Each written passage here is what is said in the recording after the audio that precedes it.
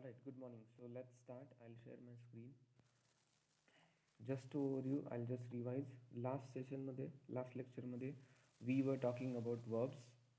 Verbs का पूरा मैंने basics cover up किया था कि verbs because this is a basic English of course. So we are talking about basic things only.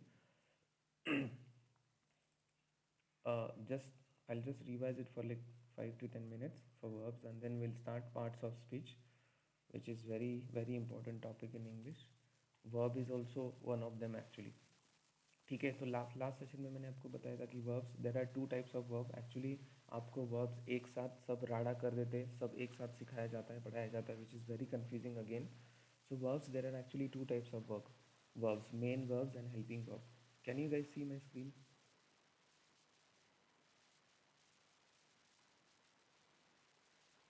Alright.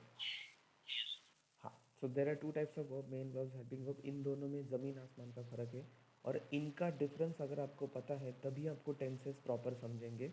Mark my words, ठीक है. So these are very important. Main verbs and helping verb, जो जैसे मैंने last time बताया था, main verbs मतलब ऐसे कोई भी वर्ब, कोई भी ॲक्शन जो हम दिनभर में करते, म्हणजे अशी कुठली ॲक्शन जी दिवसभरामध्ये करतो त्याला आपण मेन वर्ब म्हणतो. मेन वर्ब म्हणजे कुठलीही ॲक्शन. मेन वर्ब्स ये लाखों हज़ारों करोड़ों होते हैं. ये लैंग्वेज टू लैंग्वेज वैरी नहीं करते, हर एक लैंग्वेज में वर्ब्स होते हैं. मेरी लैंग्वेज में उठना अगर वर्ब है तो इंग्लिश में भी वो वही वर्ब होगा, हिंदी में भी वही होगा, गुजराती में भी वही होगा, ठीक है. तो एक्शन कभी चेंज नहीं होती, सारे लैंग्वेज में सेम होती है, हाँ बस उसको अलग अलग बोला जाता है. So verbs are very important in any language. जैसा मैंने बोला था, और मैंने आपको लास्ट टाइम एक फार्मूला बताया था. आई टोल्ड यू क्लियरली, आपका एक वर्ब इज इक्वल टू एक सेंटेंस. जनरली लोग बोलते हैं कि सर मेरे पास ना इंग्लिश बोलने को नहीं आता बिकॉज मेरे पास डिक्शनरी नाही आहे. सो ऐसा कुछ नहीं है. डिक्शनरीसाठी तुम्हाला बाकीचे वर्ड्स असले पाहिजे असं काही नाही आहे. डिक्शनरी के लिए आपको वर्ब होना बहुत ज़रूरी है, ठीक है. बिकॉज एक वर्ब एक सेंटेंस. आई गो एक सेंटेंस, वी गो दूसरा सेंटेंस, आई ईट तीसरा sentence, I work, I teach, I dance, एक एग्जाम्पल के तौर पे, ठीक है. So main verbs are very important, और मेन वर्ब्स आप जितने ज़्यादा बोलोगे उतना अच्छा है. मैंने लास्ट टाइम भी बोला था, अगर मैं किसी को अपनी डेली रूटीन पूछूँ तो वो सिर्फ 3 ही ॲक्शन बताता है. उठता हूँ, रेडी होता हूँ, ऑफिस जाता हूँ. उठतो, रेडी होतो, ऑफिस जातो. काय आपण दिवसभरामध्ये एवढ्या 3च ॲक्शन करतो का? मैंने मैंने बोला था उठने से लेके ब्रश करने तक, मतलब वेकअप से लेके जब आप ब्रश करने तक जाते हो उसमें भी आप 10 ॲक्शन करते हो. मैंने लास्ट टाइम बोला था की म्हणजे उठण्यापासून ब्रश करण्यापर्यंत, की उठतो, उठून बसतो, चप्पल घालतो, बेसिनपर्यंत चालत जातो, ब्रश हातात घेतो, कोलगेट हातात घेतो, कोलगेटचं झाकण उघडतो, कोलगेट ब्रशवरती लावतो. So these are simple action. छोटे छोटे ॲक्शनसुद्धा तुम्हाला नोटीस करता आले पाहिजे, which is very important. Because जितक्या जास्त ॲक्शन्स तितके तुमचे सेंटेंसेस बनतात. दिवसभरामध्ये तर टू बी ऑनेस्ट अगर हम देखो दिन भर में तो हम हज़ारों एक्शन करते. देखो एक छोटी सी छोटी चीज़ भी एक्शन होती है. जैसे मैंने हाथ से पेन उठाया, वो भी एक एक्शन है. पेन का कैप जो है वो निकाला, that is another action. Pen मैंने लिखना, पेपर लिया, अनदर एक्शन. पेज पलटा, अनदर एक्शन. पेपर पे लिखना स्टार्ट किया, अनदर एक्शन. सो बहुत छोटी सी छोटी चीज़ भी एक्शन होती है, मतलब जो भी आप करते हो अगर आप उसको नोटिस करोगे तो. सो दिस इज़ वेरी इंपॉर्टेंट. अगर आपको बहुत ज़्यादा इंग्लिश बोलनी है तो ज़्यादा सेंटेंसेस होने चाहिए. ज़्यादा सेंटेंसेस होने के लिए ज़्यादा वर्ब्स आपके पास होने चाहिए. दैट्स अ सिंपल फंडा, सिंपल रूल, ठीक है. सो मेन वर्ब्स के 3, वैसे तो 5 टाइप है, मैंने लास्ट टाइम एक्सप्लेन किया था, but these are important types. 3 types होते हैं, फर्स्ट सेकेंड, सॉरी 3 फॉर्म होते हैं, first form, second form, third form. मैंने आपको ये भी क्लियर किया था लास्ट टाइम कि ये फॉर्म सिर्फ और सिर्फ सिंपल पास्ट टेंस के लिए यूज़ होता है, बाकी इंग्लिश में कहीं पे भी यूज़ नहीं होता. ये तो सारे टेंस में यूज़ होता है, प्रेजेंट, पास्ट, फ्यूचर. जो तीसरा फॉर्म है that is past participle. Past participle perfect tense में यूज़ होता है. हमारे पास 3 टेंस में परफेक्ट टेंस है, present perfect, past perfect, future perfect. तो ये सारे परफेक्ट टेंस में यूज़ होता है, ठीक है. सो हे 3 फॉर्म आहेत. बट उसके अलावा और 2 भी फॉर्म है, I N G form, S C S form. मैंने उसको ये भी बताया था आपको, इनको डिराइव फॉर्म बोलते हैं, डेरिवेशन. जैसे कोई एक चीज़ है, बेसिक चीज़, उसमें आप कुछ ऐड करके एक नई चीज़ बनाते हैं. जैसे अगर दूध में कुछ एडिशन कर दिया और उससे मैंने पनीर बना दिया, तो ये क्या है, ये जो रिज़ल्ट है ये नया रिज़ल्ट है. ये कैसे मिला? ये बेस चीज़ में कुछ नया, कुछ तो ऐड किया और नया मिल गया. वैसे ही ये आई एन जी और एस ई एस फॉर्म जो है वर्ब के, हम इसमें क्या करते हैं, ध्यान देना, बेस फॉर्म में आई एन जी मतलब बेस फॉर्म टॉक है, इसमें एडिशन मैंने क्या किया, आई एन जी लगाया और उससे एक नया फॉर्म बना दिया, टॉकिंग. वैसे ही एस ई एस फॉर्म भी सेम है. बेस फॉर्म लिया मैंने, उसमें कुछ एडिशन डाल दिया, टॉक्स, ठीक है। तो इनको डिराइव फॉर्म बोलते हैं, I N G S C S दोनों फॉर्म होते हैं, ठीक है। लास्ट टाइम ये भी मैंने आपको बताया था कि 5 फॉर्म कैसे, फिर इनको रेगुलर इरेगुलर क्यों कहा जाता है ये भी बताया था, एक बार वीडियोस देख लेना, ठीक है। रेगुलर वर्ब्स होते हैं, इरेगुलर वर्ब्स होते हैं। तो ये होते हैं main verb, these are very important. हाँ हाँ, आपको पढ़ाया जाता है कि मेन वर्ब हमेशा एक्शन दिखाते हैं, ऐसा नहीं है, बहुत सारे मेन वर्ब्स हैं जो एक्शन नहीं दिखाते, बट हाँ 99% मेन वर्ब्स है जो हमेशा एक्शन दिखाते हैं। बट कुछ कुछ मेन वर्ब्स है जो एक्शन नहीं दिखाते। एक्शन दिखाना मतलब क्या, कि आपकी कुछ ना कुछ बॉडी पार्ट की एक हालचाल होती है, मूवमेंट होती है। ॲक्शन दिखाना मतलब क्या, की म्हणजे तुमचं कुठल्या ना कुठल्या बॉडी पार्टची हालचाल होत असते।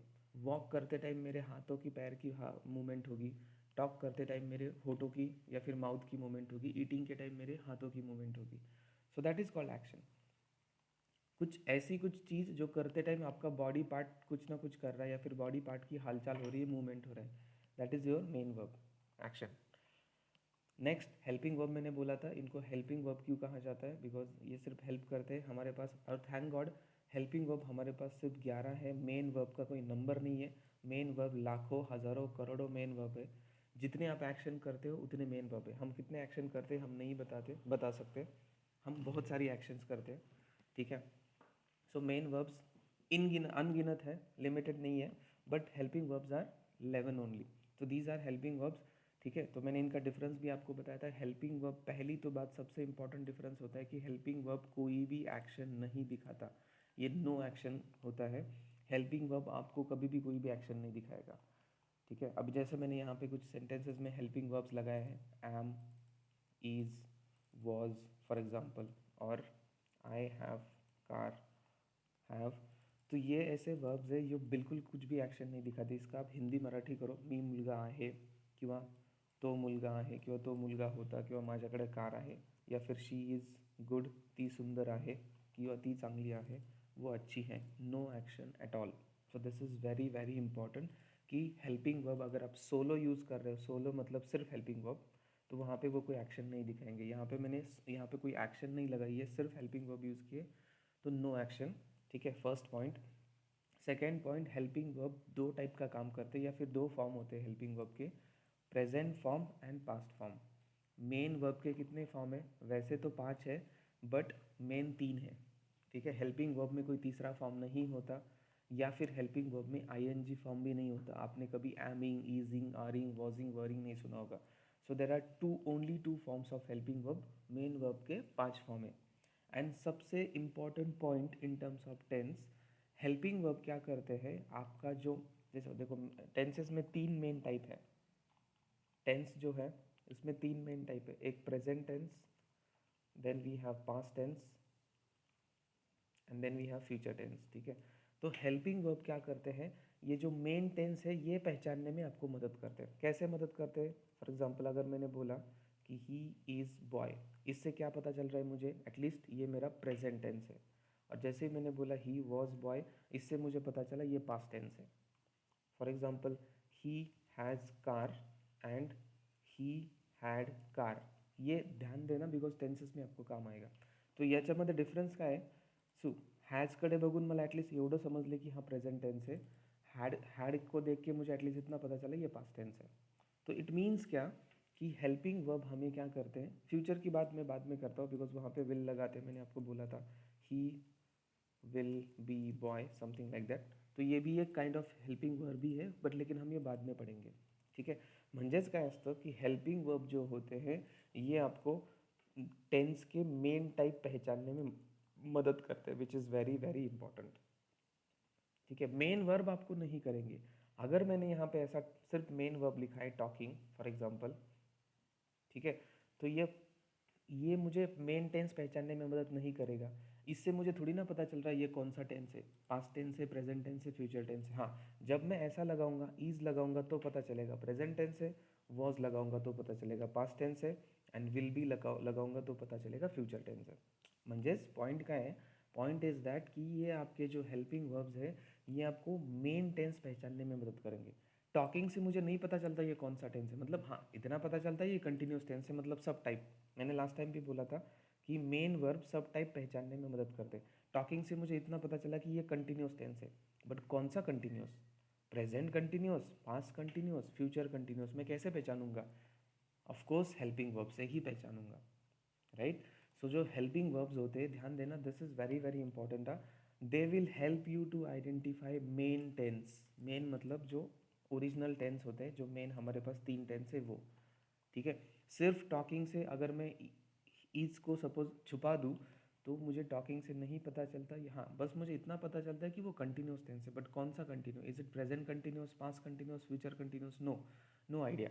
But the moment I use is तो पता चला, अरे हाँ सर ये तो प्रेजेंट टेंस है, और ऊपर से प्रेजेंट कंटिन्यूस। मतलब द पॉइंट इज़ दैट ये जो मेन वर्ब्स होते हैं, सॉरी हेल्पिंग वर्ब्स होते हैं, ये जो टेंसेस है उनका मेन टाइप पहचानने में मदद करते हैं कि वो प्रेजेंट है, पास्ट है या फ्यूचर है, ठीक है? So this was another important point जो मैंने लास्ट टाइम बताया था। तो ये हेल्पिंग वर्ब्स बहुत ज़्यादा इंपॉर्टेंट है। 11 है हमारे पास, 11 हेल्पिंग वर्ब्स, ठीक है? डिफरेंस भी मैंने बोला था, मेन वर्ब एक्शन दिखाते, हेल्पिंग वर्ब एक्शन नहीं दिखाते। मेन वर्ब के 3, वैसे तो 5 टाइप है, लेकिन मेन 3 है। वैसे हेल्पिंग वर्ब के सिर्फ 2 फॉर्म है, ठीक है? और हेल्पिंग वर्ब आपको मेन टेंस पहचानने के लिए मदद करते हैं, और मेन वर्ब सब टाइप पहचानने के लिए मदद करते हैं। सब टाइप मतलब कंटिन्यूस है, परफेक्ट कंटिन्यूस है, समथिंग लाइक दैट, ठीक है? ऑलराइट। हाँ, अब इसमें मैंने लास्ट टाइम एक और चीज़ क्लियर आउट की थी जो बहुत कंफ्यूजिंग है, अबाउट हैव एंड डू के बारे में। तो ये हैव और डू नीचे भी है और हैव और डू ऊपर भी है। What does it mean? Have और डू, इनकी अगर हम बात करें, डू और हैव, मैंने लास्ट टाइम लास्ट सेशन में बोला था, थोड़ा सा जल्दी हुआ था तो मैं थोड़ा सा इसको और ज़्यादा आपको ये करता हूँ। तो ये ऐसे वर्ब्स है, ये दोनों का काम करते हैं। मतलब क्या? ये मेन वर्ब भी होते हैं और ये हेल्पिंग वर्ब भी होते हैं। भी मतलब ये भी और ये भी। मैंने सिर्फ आपको इतना नहीं बोला कि ये सिर्फ मेन वर्ब है, ये सिर्फ helping, no, these are main verbs also, these are helping verbs also. मतलब क्या, जैसे मैंने लास्ट टाइम आपको बोला था कि एक कोई पार्टी होती है जो दोनों साइड से होती है। मतलब जो मतलब होता है ना कि शादी में जनरली वधू के साइड से भी होती है, वर के साइड से भी होती है। सो जनरली अशी एक पार्टी असते की दोन्ही साईडने असतात। सो वही सेम एग्जांपल, या फिर आप इसको ऐसा कंसिडर करो, एक ही इंसान दो दो रोल प्ले कर रहा है। जैसा आमिर खान का मैंने बोला था कि एक मूवी में वो 2 रोल प्ले कर रहा है। कोई भी मूवी का एग्जांपल ले लो, so one person, single person having multiple role. तो इन दोनों का वही है। डू एंड हैव जो होते हैं, ये कभी कभी मेन वर्ब भी, या फिर आप उनसे, मैं ऐसा बोलूँगा, आप उनसे मेन वर्ब का भी काम करा सकते हैं एंड हेल्पिंग वर्ब का भी काम करा सकते हैं, ये दोनों के दोनों। अब यहाँ पे आती है गड़बड़ एंड कन्फ्युजिंग थिंग्स की कसं ओळखायचं की हे मेन वर्ब कधी है, हेल्पिंग वर्ब कधी, मतलब कैसे पहचानते हैं कि डू और हैव मेन वर्ब कब है, हेल्पिंग वर्ब कब है? तो बहुत सिंपल है। आप किसी भी इंसान को कैसे पहचानोगे कि वो डबल रोल प्ले कर रहा है? उसके बिहेवियर से या फिर उसके काम से। बिहेवियर बोलो, काम बोलो, जो भी बोलो, उसके बिहेवियर से, काम से आपको पहचानने को आता है कि वो बंदा कौन क्या है, मतलब डबल रोल मूवीज़ में। तो वैसे यहाँ पे भी उनका बिहेवियर देखना है, बहुत सिंपल चीज़ है। मैंने अभी बोला था हेल्पिंग वर्ब को कभी आईएनजी फॉर्म नहीं होता, फर्स्ट थिंग। तो अगर इनका आईएनजी फॉर्म आया है, जैसा डूइंग और हैविंग, ऑफ कोर्स ये मेन वर्ब है। क्यों? बिकॉज हेल्पिंग वर्ब के आईएनजी फॉर्म नहीं होते, ising, aming, aring, helping verb चे आईएनजी फॉर्म नसतात। So definitely these are main verbs, because why? These are having ING form. First, ये भी एक ट्रिक है। सेकेंड ट्रिक मैंने आपको बोला था, अगर कहीं पे एक्शन दिखी है तो डेफिनेटली वो क्या होंगे? मेन वर्ब होंगे। अब जैसे फॉर एग्जांपल मैंने एक एग्जांपल लिखा है, आई डू माई होमवर्क। होमवर्क करना मेरी एक्शन है, या फिर ही और शी डज हर होमवर्क, ठीक है? सो होमवर्क करना इज एन एक्शन, ठीक है? कोई भी चीज़ हम करते हैं, अब यहाँ पे एक्शन के तौर पे मैं इसको यूज़ कर रहा हूँ, तो डेफिनेटली ये क्या है? This is what? Main verb. I do my homework या फिर I do my exercise, you know, something like that. So यहाँ पे एक्शन है, इसीलिए this is main verb do. यहाँ पे ये हेल्पिंग वर्ब नहीं है, ध्यान देना। I make it a green, green colour मेरे मेन वर्ब है, रेड कलर हेल्पिंग वर्ब है, ठीक है? आईएनजी फॉर्म, जैसे यहाँ पे मैंने यहाँ पे लिखा है आई एम डूइंग समथिंग, तो यहाँ पे क्या है? अगेन मेन वर्ब है, आईएनजी फॉर्म। और he is having a problem, again this is main verb. Why main verb? Because helping verb में तो आईएनजी फॉर्म होता नहीं ना। ये आपको कोई किताब नहीं पढ़ाएगा, मैं again I am telling you ये आपको कोई किताब नहीं पढ़ाएगा, ये मेरी लॉजिकल ट्रिक्स है जो मैं आपको पढ़ा रहा हूँ मेरे एक्सपिरियन्स के हिसाब से, ठीक आहे. हे तुम्हाला कुठल्याच बुकमध्ये सापडणार नाही, कुठल्या इंटरनेटवर सापडणार नहीं, ठीक है. तो ये कुछ ऐसी ऑब्जर्वेशंस है जो आपको खुद करनी होती है और खुद ढूंढनी होती है, ठीक है. सो आईएनजी फॉर्म है तो ऑफकोर्स वो मेन वर्ब में हेल्पिंग वर्ब के आईएनजी फॉर्म नहीं होते. मैं डू और हैव की बात कर रहा हूँ बिकॉज उसी में कन्फ्यूजन है, बाकी किसी में कन्फ्यूजन नहीं है. डू और हैव ही ऐसे दो इंसान हैं जो दोनों जगह काम करते हैं. वो मेन वर्ब की तरह भी काम करते हैं, हेल्पिंग वर्ब की तरह काम करते हैं. बाकी is am are was were ये हमेशा हेल्पिंग वर्ब ही होते हैं, ये कभी मेन वर्ब नहीं हो सकते. इन दोनों का कन्फ्यूजन है वो हम क्लियर आउट कर रहे हैं, ठीक है. तर ॲक्शन दाखवली असेल तरीसुद्धा मेन वर्ब. अब आपको ये भी पता है, मैंने लास्ट टाइम बोला था ईट और ड्रिंक, ये ऐसी एक्शन है जो हम हैव हैज़ का यूज़ करके भी दिखा सकते हैं, ठीक है. ये ऐसा है इंग्लिश में आजकल ड्रिंक और ईट के लिए. अगर मैं ऐसा बोल रहा हूँ कि आई ईट माई लंच, इसको मैं दूसरे तरीके से भी बोल सकता हूँ, I have my lunch, same. और I drink my juice for example, उसको मैं और तरीके से बोल सकता हूँ, आई हैव माई जूस. तो यहाँ पे ध्यान देना, this is an action. Because मैंने ईट के जगह हैव लगाया, बिकॉज आजकल खाने पीने के लिए हम एक्शन हैव हैज़ यूज़ करते हैं. तो इसीलिए अब यहाँ पे सिंस मैं एक्शन दिखा रहा हूँ, अब ये क्या होगा, मेन वर्ब होगा. कौन, हैव. बिकॉज मैंने अभी बोला ना कि अगर वो एक्शन दिखाते हैं तो वो मेन वर्ब होंगे. हेल्पिंग वर्ब कभी एक्शन नहीं दिखाते. यहाँ पे भी ड्रिंक की एक्शन मैं दिखा रहा हूँ, I am showing an action of drinking. So that is why it is main verb not helping verb, ठीक है. तो ऐसा भी होता है लैंग्वेज में, बिकॉज लैंग्वेज है, language has so many variations. Language में बहुत वेरिएशंस होते हैं भाई. आप 1-2 महीने में पूरी लैंग्वेज नहीं सीख सकते पूरा का पूरा इन डिटेल, ठीक है. लैंग्वेज का क्या बोलते हैं ना, लँग्वेज का मास्टर होने के लिए टाइम लगता है, ठीक है. तो हैव हैज़ दोन्हीकडे काम करतात किंवा डू डज, या फिर और एक, अब यहाँ पे आई है इसलिए मैंने हैव लिखा था, मैं ही लगा दूँ तो यहाँ पे हैज़ बन जाएगा. So he has his juice. But यहाँ पे मेन पॉइंट क्या है, यहाँ पे मैं ड्रिंकिंग की एक्शन दिखा रहा हूँ तो ये डेफिनेटली क्या हो जाएगा, मेन वर्ब हो जाएगा, नॉट हेल्पिंग वर्ब, ठीक है. तो ये कुछ लॉजिक्स है जिससे आप पहचान सकते हो कि हैव हैज़ ये मेन वर्ब है या हेल्पिंग वर्ब है. और एक लॉजिक है, लेकिन उससे पहले मैंने आपको कुछ करेक्शंस कल लास्ट सेशन में बताए थे, लास्ट वीकेंड के सेशन में, कि जनरली फ्लो कैसे होता है कि पहले हेल्पिंग वर्ब आता है बाद में मेन वर्ब आता है. ये फ्लो मैंने आपको लास्ट टाइम बताया था की जनरली आधी हेल्पिंग वर्ब असतात नंतर मेन वर्ब असतात. तो अगर आप यहाँ पे मेरे जितने भी सेंटेंस देखोगे, हेल्पिंग वर्ब रेड कलर है, मेन वर्ब ग्रीन कलर है, एक एग्जांपल के लिए. तो पहले हेल्पिंग वर्ब फिर main verb, helping verb main verb, helping verb main verb, helping verb main verb, सब जगह ऐसा जनरली हमेशा इंग्लिश में होता है कि पहले हेल्पिंग वर्ब आते हैं फिर मेन वर्ब आते हैं.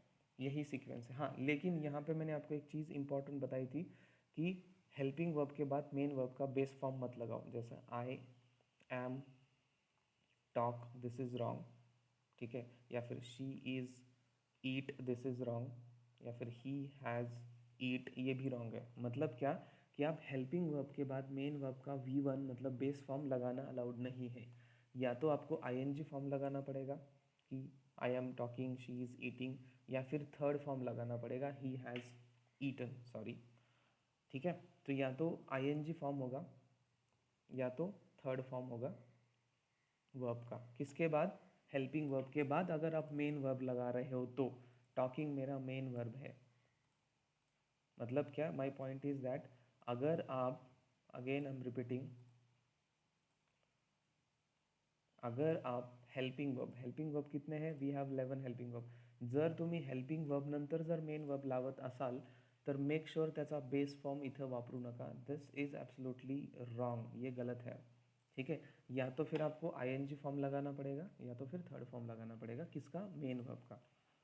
हेल्पिंग वर्ब में थर्ड फॉर्म नहीं होते, ठीक है. ये भी मैंने लास्ट टाइम बोला था आपको. तो सीक्वेंस मैंने अभी बताया आपको कि पहले हेल्पिंग वर्ब होता है फिर मेन वर्ब होता है, राइट. सो ध्यान देना. देखो यहाँ पे अगर फॉर एग्जांपल डू है, सिंपल सी बात है, डू को मैंने ING किया है तो ING फॉर्म हेल्पिंग वर्ब के नहीं होते, ING फॉर्म सिर्फ मेन वर्ब के होते. तो डू यहाँ पे अब क्या हो जाएगा, मेरा मेन वर्ब हो जाएगा. और मैंने अभी बोला कि पहले हेल्पिंग वर्ब आते हैं फिर मेन वर्ब आते हैं. तो अल्टीमेटली ये अगर मेन वर्ब है तो इसको क्या बनना पड़ेगा, हेल्पिंग वर्ब बनना पड़ेगा.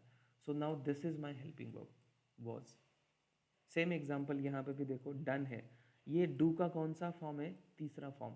म्हणजे डूचा हा तिसरा फॉर्म आहे. तिसरा फॉर्म हा हेल्पिंग वर्बमध्ये नसतो. तीसरा फॉर्म हेल्पिंग वर्ब में नहीं होता.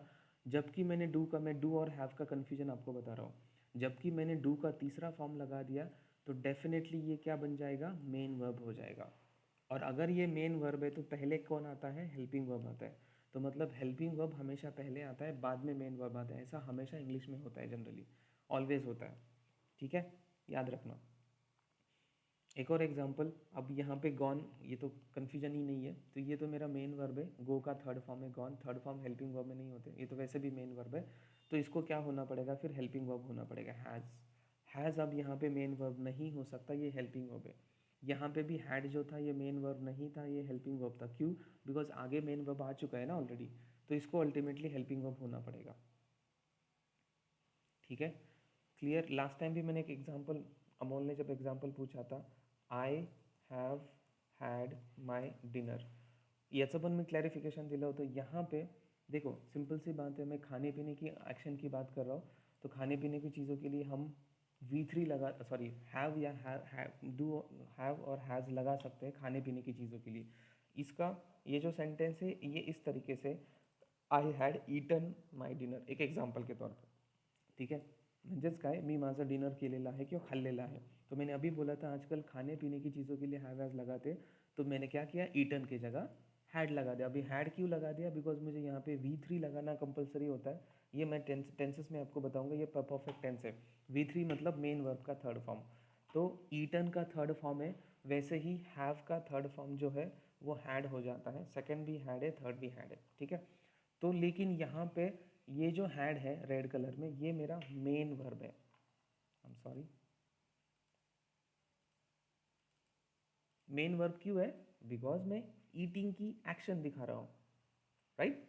ईटिंग की एक्शन, तो इसीलिए ये मेन वर्ब है. तो अगर ये मेन वर्ब है तो इसको अल्टीमेटली क्या होना पड़ेगा? हेल्पिंग वर्ब होना पड़ेगा. अभी यहाँ पे मज़े की चीज़ ये है कि एक ही इंसान, ये डबल रोल मूवी जैसा है. एक ही इंसान है हैव, उसने दो दो काम किए.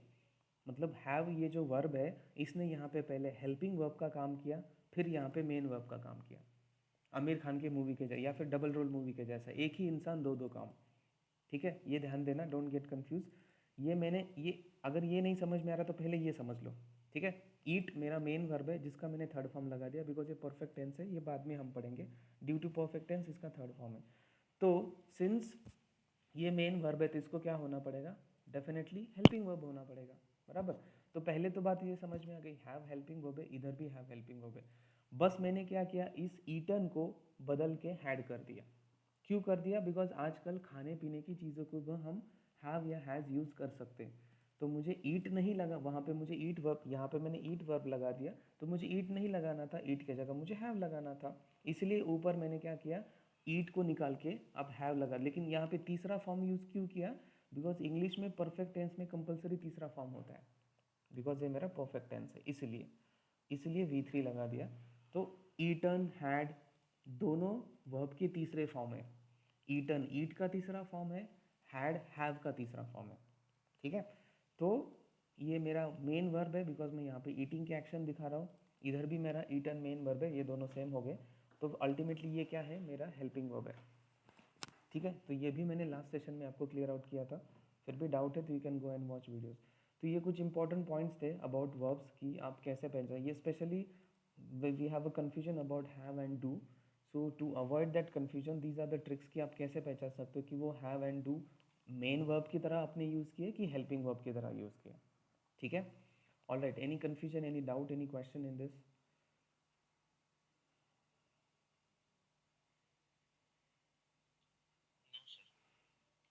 ठीक है. अब यहाँ पे डज जो है, अब ये देखो लाइक ये मेरा मेन वर्ब है, तो डज को अल्टीमेटली हेल्पिंग वर्ब होना पड़ेगा. तो डू डज ये हेल्पिंग वर्ब भी होते हैं, डू डज हैव हैज़ की बात कर रहा हूँ, और ये मेन वर्ब भी होते हैं. ठीक है. सेम एग्जाम्पल, यही एग्जाम्पल में थोड़ा सा और पीछे लेके जाता हूँ. आई हैव के जगह आई हैड लिखता हूँ. आई हैड ईटन, ये पास्ट पास्ट परफेक्ट हो गया. अभी परफेक्ट टेंस है लेकिन पास्ट परफेक्ट है. यहाँ पे भी देखना, मैंने ईटन, वही सेम रामायण है, सेम लॉजिक है. ईटन मेरा थर्ड फॉर्म है, मेन वर्ब है. तो हैड मेरा क्या हो जाएगा? अल्टीमेटली हेल्पिंग वर्ब हो जाएगा. ठीक है. तो इसी सेंटेंस को मैं ऐसा भी कर सकता हूँ और पास्ट टेंस में लेके जाना है तो आई हैड माई डिनर। समझ में आ रहा है? Confusion, don't get confuse. इसको और इसको सेम देखो, हैड है बिकॉज मुझे और पीछे लेके जाना था पास्ट टेंस, तो मैंने हैड लगा दिया। और यहाँ पे ये ईटन है, ऐसा कंसिडर करो। बट ईटन आजकल खाने पीने की चीज़ों के लिए हम हैव और हैज़ यूज़ करते हैं, तो मैंने ईटन की जगह मुझे हैव लगाना था, जबकि मुझे अब इसका ये परफेक्ट टेंस, इसलिए मैंने इसका थर्ड फॉर्म लगा दिया। आई हैड माई डिनर, ये भी बिल्कुल सही सेंटेन्स आहे, there is no mistake in this, हे पण करेक्ट सेंटेन्स आहे. बिकॉज याच्यामध्ये मी काय केले, फक्त ईटनला हॅवने रिप्लेस केले आणि ईटनचा तिसरा फॉर्म असल्यामुळे मला हॅवचा पण तिसरा फॉर्म हॅड वापरावा लागेल. आणि हा हॅड मी का वापरला है, बिकॉज मैंने इसको पास्ट टेंस में मैंने अभी बोला था कि हमारे जो हेल्पिंग वर्ब है ये मेन टेंस पहचानने के लिए मदद करते हैं, राइट. मैंने यहाँ पे हैव लगा दिया था तो ये प्रेजेंट टेंस था, आगे का भूल जाओ कि परफेक्ट था क्या था, लेकिन ये प्रेजेंट टेंस था. और मैंने जैसे ही उसको हैड लगा दिया तो ये पास्ट टेंस में चला जाएगा, राइट. तो ये हेल्पिंग वर्ब है, हैड, हैव, हैड, ये तीनों हेल्पिंग वर्ब है. हैड, ईटन, ईटन, ये मेन वर्ब बन जाएंगे अब अल्टीमेटली, बिकॉज मेन वर्ब बाद में आते हैं, हेल्पिंग वर्ब पहले आते हैं. तो ऐसा भी होता है लैंग्वेज में, ये एब्सोल्युटली सही है. बिकॉज यहाँ पे मुझे एक्शन दिखानी थी, एक्शन दिखाने के लिए मैं हैव और डू लगा सकता हूँ. या फिर अगर आपको नहीं समझ में आ रहा तो उसको और ज़्यादा क्लैरिफाई कर देता हूँ. आई हैड डन दैट और आई हैव डन दैट. अब ये थोड़ा सा और ईजी है. देखो अब मैं ये आपको डू और हैव का डिफरेंस समझा रहा हूँ. तो इफ़ यू नोटिस, डू का तीसरा फॉर्म है यहाँ पे, आपने देखा होगा डन, तो तीसरा फॉर्म तो हेल्पिंग वर्ब में नहीं आता, तीसरा फॉर्म हेल्पिंग वर्ब मध्ये नसतो. सो अल्टिमेटली ये डू क्या बन जाएगा, मेरा मेन वर्ब बन जाएगा, बिकॉज तीसरा फॉर्म हेल्पिंग वर्ब में नहीं होता.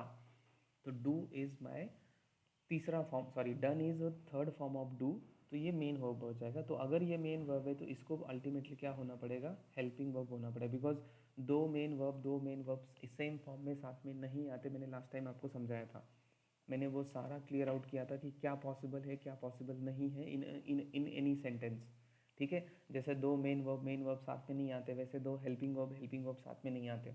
तो सेम, अब if it is a main verb then it has to be helping verb. If it is main verb then it must be helping verb. अगर ये मेन वर्ब है तो इसको हेल्पिंग वर्ब ही होना पड़ेगा. ठीक है, क्लियर.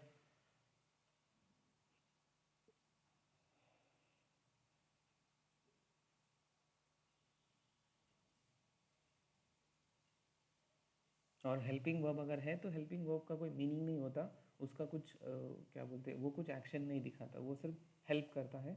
हाँ, मैंने लास्ट टाइम भी बोला था कि अगर आप सोलो हेल्पिंग वर्ब यूज़ कर रहे हैं, सिर्फ सोलो मतलब बिना मेन वर्ब के, जैसे ही इज़ बॉय, यहाँ पे सिर्फ हेल्पिंग वर्ब है, मेन वर्ब नहीं है, तो यहाँ पे आपको एक्शन नज़र नहीं आएगी, नो एक्शन.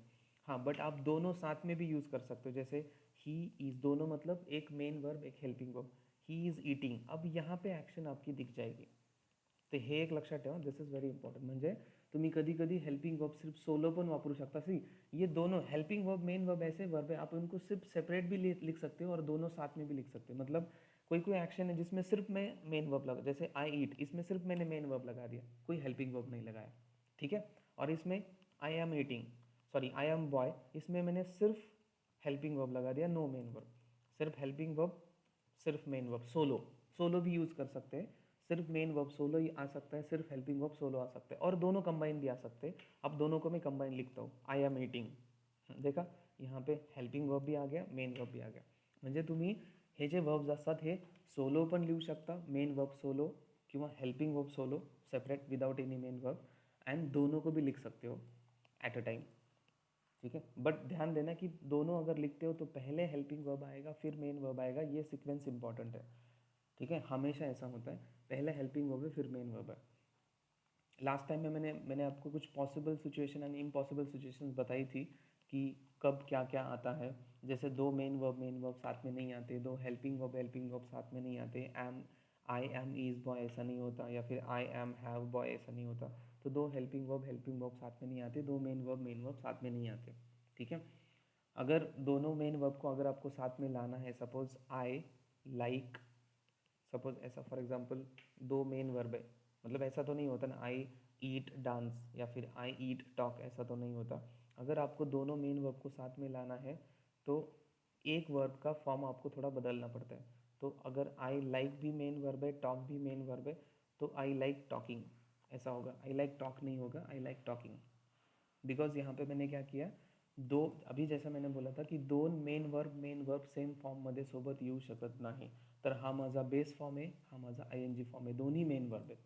म्हणजेच काय केलं, एक मेन वर्ब को मैंने बेस फॉर्म में लिखा, राइट, एंड दूसरा मेन वर्ब को आई एन जी फॉर्म में लिखा। बिकॉज दो मेन वर्ब बेस फॉर्म में नहीं आते, आप ऐसा नहीं लिख सकते, एक मेन वर्ब बेस फॉर्म फिर एक मेन वर्ब बेस फॉर्म, ये भी रॉन्ग है, ठीक है, हे पण चुकीचं आहे। So that's absolutely wrong. आप दो मेन वर्ब साथ में नहीं लिख सकते, किसी एक का तो आपको दूसरा फॉर्म चेंज लगाना पड़े, इसलिए तो ऐसा होता है। आई स्टार्ट टॉकिंग होता है हमेशा, आई स्टार्ट टॉक नहीं होता है, या फिर he started talking, he started talk नहीं होता। बिकॉज क्या है ना, ये भी मेन वर्ब है, टॉकिंग भी मेन वर्ब है, तो दोनों साथ में नहीं आ सकते। साथ में इन द सेंस दोनों अलग अलग फॉर्म में आपको साथ में लिखने पड़ेंगे। ये अगर बेस फॉर्म है तो इसका मैंने आई एन जी कर दिया, ये अगर सेकेंड फॉर्म में स्टार्टेड तो इसका मैंने आई एन जी कर दिया, ठीक है। तो इंग्लिश में ध्यान देना कि दो मेन वर्ब साथ में नहीं आते, अगर लाना है आपको तो फिर दूसरे वर्ब का कोई ना कुछ अलग फॉर्म आपको बदलना पड़ेगा, चेंज करना पड़ेगा, या फिर कुछ अलग फॉर्म लिखना पड़ेगा।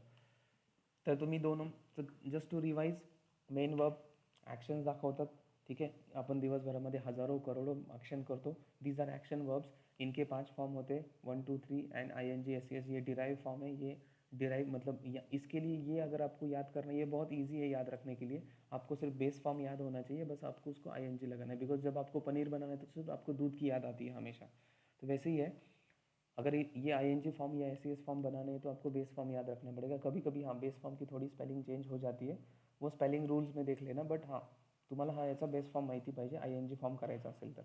तो मेन वर्ब ॲक्शन दिखाते, मेन वर्ब लाखों हज़ारों करोड़ों मेन वर्ब्स है, आपको मेन वर्ब के तीनों फॉर्म पता होना बहुत ज़रूरी है।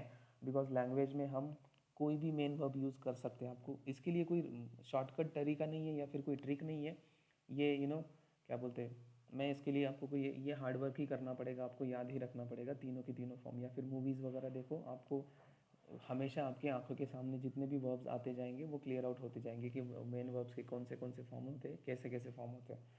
तो it is very important. Helping verb, ये सिर्फ हेल्पिंग वर्ब 11 ही है, ये सिर्फ हेल्प करते हैं, इनका कोई मीनिंग नहीं होता, या फिर ये कोई एक्शन नहीं दिखाते।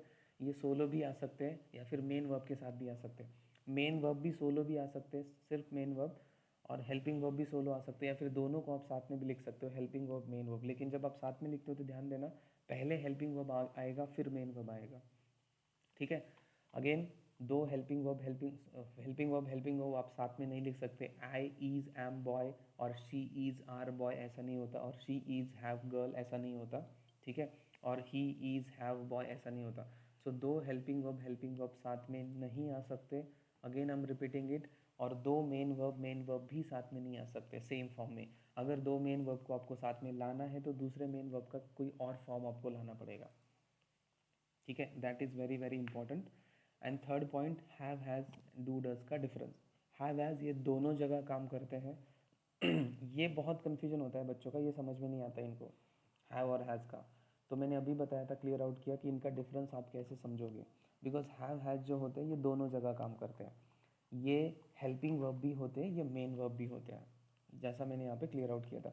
मग हा डिफरन्स कसा ओळखायचा, तो मैंने आपको बताया था कि डबल रोल की तरह होता है, ये दो दो रोल प्ले करते हैं, helping verb, sorry do and have, ये हेल्पिंग वर्ब भी होते हैं, ये मेन वर्ब भी होते हैं। तो आप कैसे पहचानोगे, उनके बिहेवियर से पहचानोगे कि वो हेल्पिंग वर्ब है या मेन वर्ब है। बिहेवियर मतलब कैसा, जैसा मैंने बोला, अगर उनका आईएनजी फॉर्म है तो आईएनजी फॉर्म हेल्पिंग वर्ब में नहीं होता। डूइंग हैविंग लिखा है तो इसका मतलब ये हमेशा मेन वर्ब होगा, हेल्पिंग वर्ब में आईएनजी फॉर्म नहीं होता। तो डू और हैव ये डेफिनेटली क्या बन जाएंगे, फिर मेन वर्ब बन जाएंगे। सेकेंड पॉइंट बताया था, if they are showing any action, because helping verb कभी एक्शन नहीं दिखाते, नो एक्शन। तो अगर डू और हैव या फिर डज और हैज़ कोई एक्शन दिखा रहे तो भी ये मेन वर्ब हो जाएंगे। जैसे आई do my homework, she does her homework, action है, मेन वर्ब है ऑफकोर्स। या फिर यहाँ पे खाने पीने की चीज़ों के लिए हम आई एन जी लगाते, सॉरी हैव हैज़ यूज़ करते हैं आजकल ड्रिंकिंग और ईटिंग के एक्शन।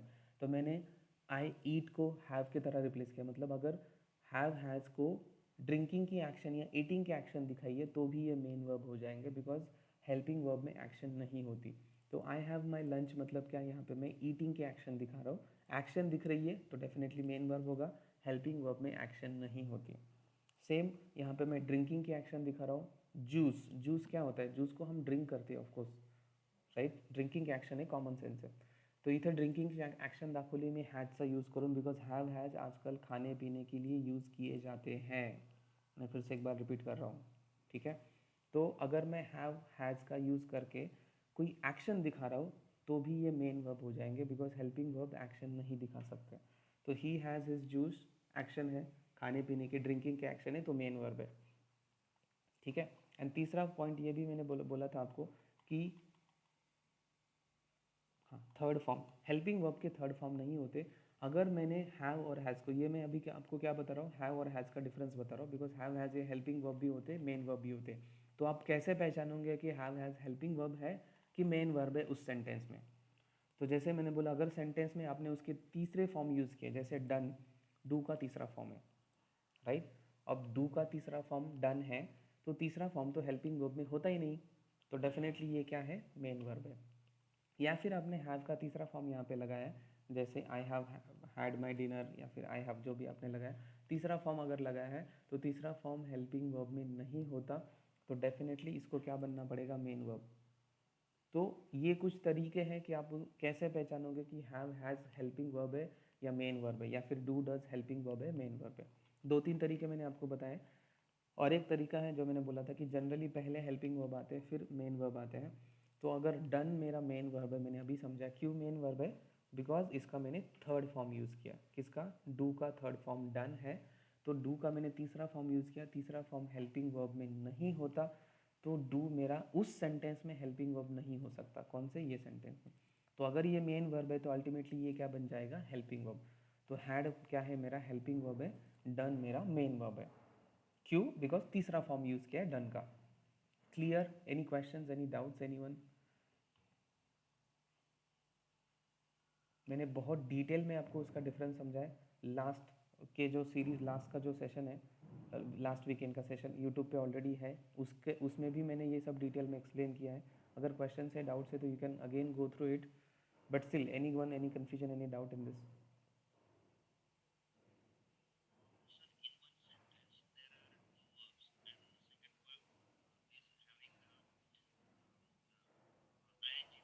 कौन सा which sentence, tell me.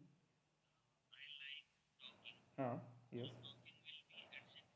No, why adjective, because it is not giving any extra information about noun. Talking के आगे कुछ है क्या, हाँ, अगर मैं ये बोलता टॉकिंग टॉम, आजकल एक गेम है मोबाइल में, टॉकिंग टॉम, बोलने वाला टॉम, अब ये मेरा एडजेक्टिव बन जाएगा। Now this is talking my adjective, because I am showing action ना, मला बोलायला आवडतं, यहाँ पे मैं एक्शन शो कर रहा हूँ, यहाँ पे क्रिया दिखा रहा हूँ, तो क्रिया दिखा रहा हूँ तो एडजेक्टिव कैसे हो जाएगा। हाँ, talking Tom is my favourite game, अगर मैं ऐसा बोल रहा हूँ, then now talking is my adjective.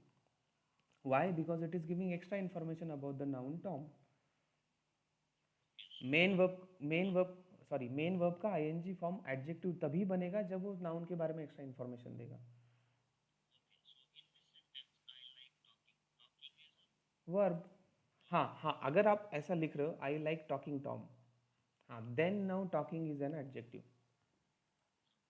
Got it, because अभी यहाँ पे मैं एक्शन नहीं दिखा रहा हूँ, मैं टॉम की बात कर रहा हूँ, I am not saying any action.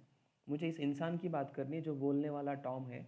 Mobile में एक गेम है, तो वो बिल्ली होती है ना छोटी सी, जो आप बोलते हैं उसके, आप जो बोलते हैं वही वो रिपीट करती है। आप लोगों ने शायद वो गेम देखा होगा मोबाइल में, छोटे बच्चों के लिए होते हैं, हाँ। सो वो, तो टॉकिंग टॉम, बोलने वाला टॉम, या बोलने वाला बच्चा थोड़ा कहते, या talking kid, something like that. So if I am saying कि I like talking Tom, I like Tom, I like talking Tom. So in this example, now talking is my adjective because it is giving extra information about the Tom. But यहाँ पे इसलिए बोल रहा हूँ, speaker का sense देखो ना, जो बंदा बोल रहा है उस सेंटेंस में उसका सेंस समझो, वो क्या बोलना चाहता है। यहाँ पे वो क्लियर बोलना चाहता है, मुझे बोलना पसंद है, तो यहाँ पे वो एक्शन दिखा रहा है। हाँ, लेकिन मुझे बोलने वाला टॉम पसंद है, मुझे मतलब बोलनारा टॉम पसंद है, then now talking is my adjective, ठीक है। हाँ, नेक्स्ट पॉइंट मैं वही लेने वाला हूँ, सो डोंट वरी, बिकॉज मैंने बोला था कि भाषा बहुत बहुत लंबी होती है, बहुत बड़ी होती है। क्लियर है? Alright, any questions, any doubts? अभी यहाँ पे we are talking about verbs. हाँ, तो वर्ब का सेशन चल रहा है, मतलब वीकेंड के सीरीज में we are talking about verbs. धीरे धीरे हम सब कुछ लेने वाले हैं, don't worry. Parts of speech होने वाला है, नाउन होने वाला है, प्रोनाउन होने वाला है, बट पार्ट्स ऑफ स्पीच में आपको इस तरीके से सिखाऊंगा, आपने कभी लाइफ में पढ़ा भी नहीं होगा, इस तरीके से मैं सिखाऊंगा, इसी सेशन में सिखाऊंगा, डोंट वरी। बट मुझे कुछ वर्ब्स के आगे पॉइंट्स आउट क्लियर करने। ये टॉपिक मैंने एडजेक्टिव में भी लिया था, वर्ब के आईएनजी फॉर्म एंड वर्ब के थर्ड फॉर्म एडजेक्टिव्स होते हैं। बिकॉज ये वर्ब का टॉपिक है तो इसलिए मैं वहीं पे ले रहा हूँ, बिकॉज वर्ब में अभी इन डेप्थ ले रहा हूँ, ठीक है। तो वर्बचे आयएनजी फॉर्म आणि थर्ड फॉर्म हे ॲडजेक्टिव्स असतात. वर्बचे म्हणजे ऑफकोर्स मेन वर्बचे, I am talking about main verbs. तो मेन वर्ब के ING form and third form adjectives होते हैं, ॲडजेक्टिव्ह द्वारा काम करते हैं. ॲडजेक्टिव्ह का कन्सेप्ट मैं ऑलरेडी बता चुका हूँ, मी आधी सांगितलेला आहे, तुम्हाला आयडियाच असेल.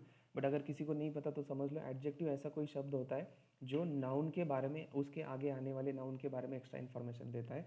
तो इसका मतलब एडजेक्टिव हमेशा नाउन से रिश्ता रखेगा. इसका हमेशा एडजेक्टिव नाउन से ताला रखता है, रिश्ता रखता है. तो ऐसा कोई भी शब्द जो नाउन के बारे में एक्स्ट्रा इन्फॉर्मेशन देता हो. फॉर एग्जांपल बॉय है, ये मेरा नाउन है.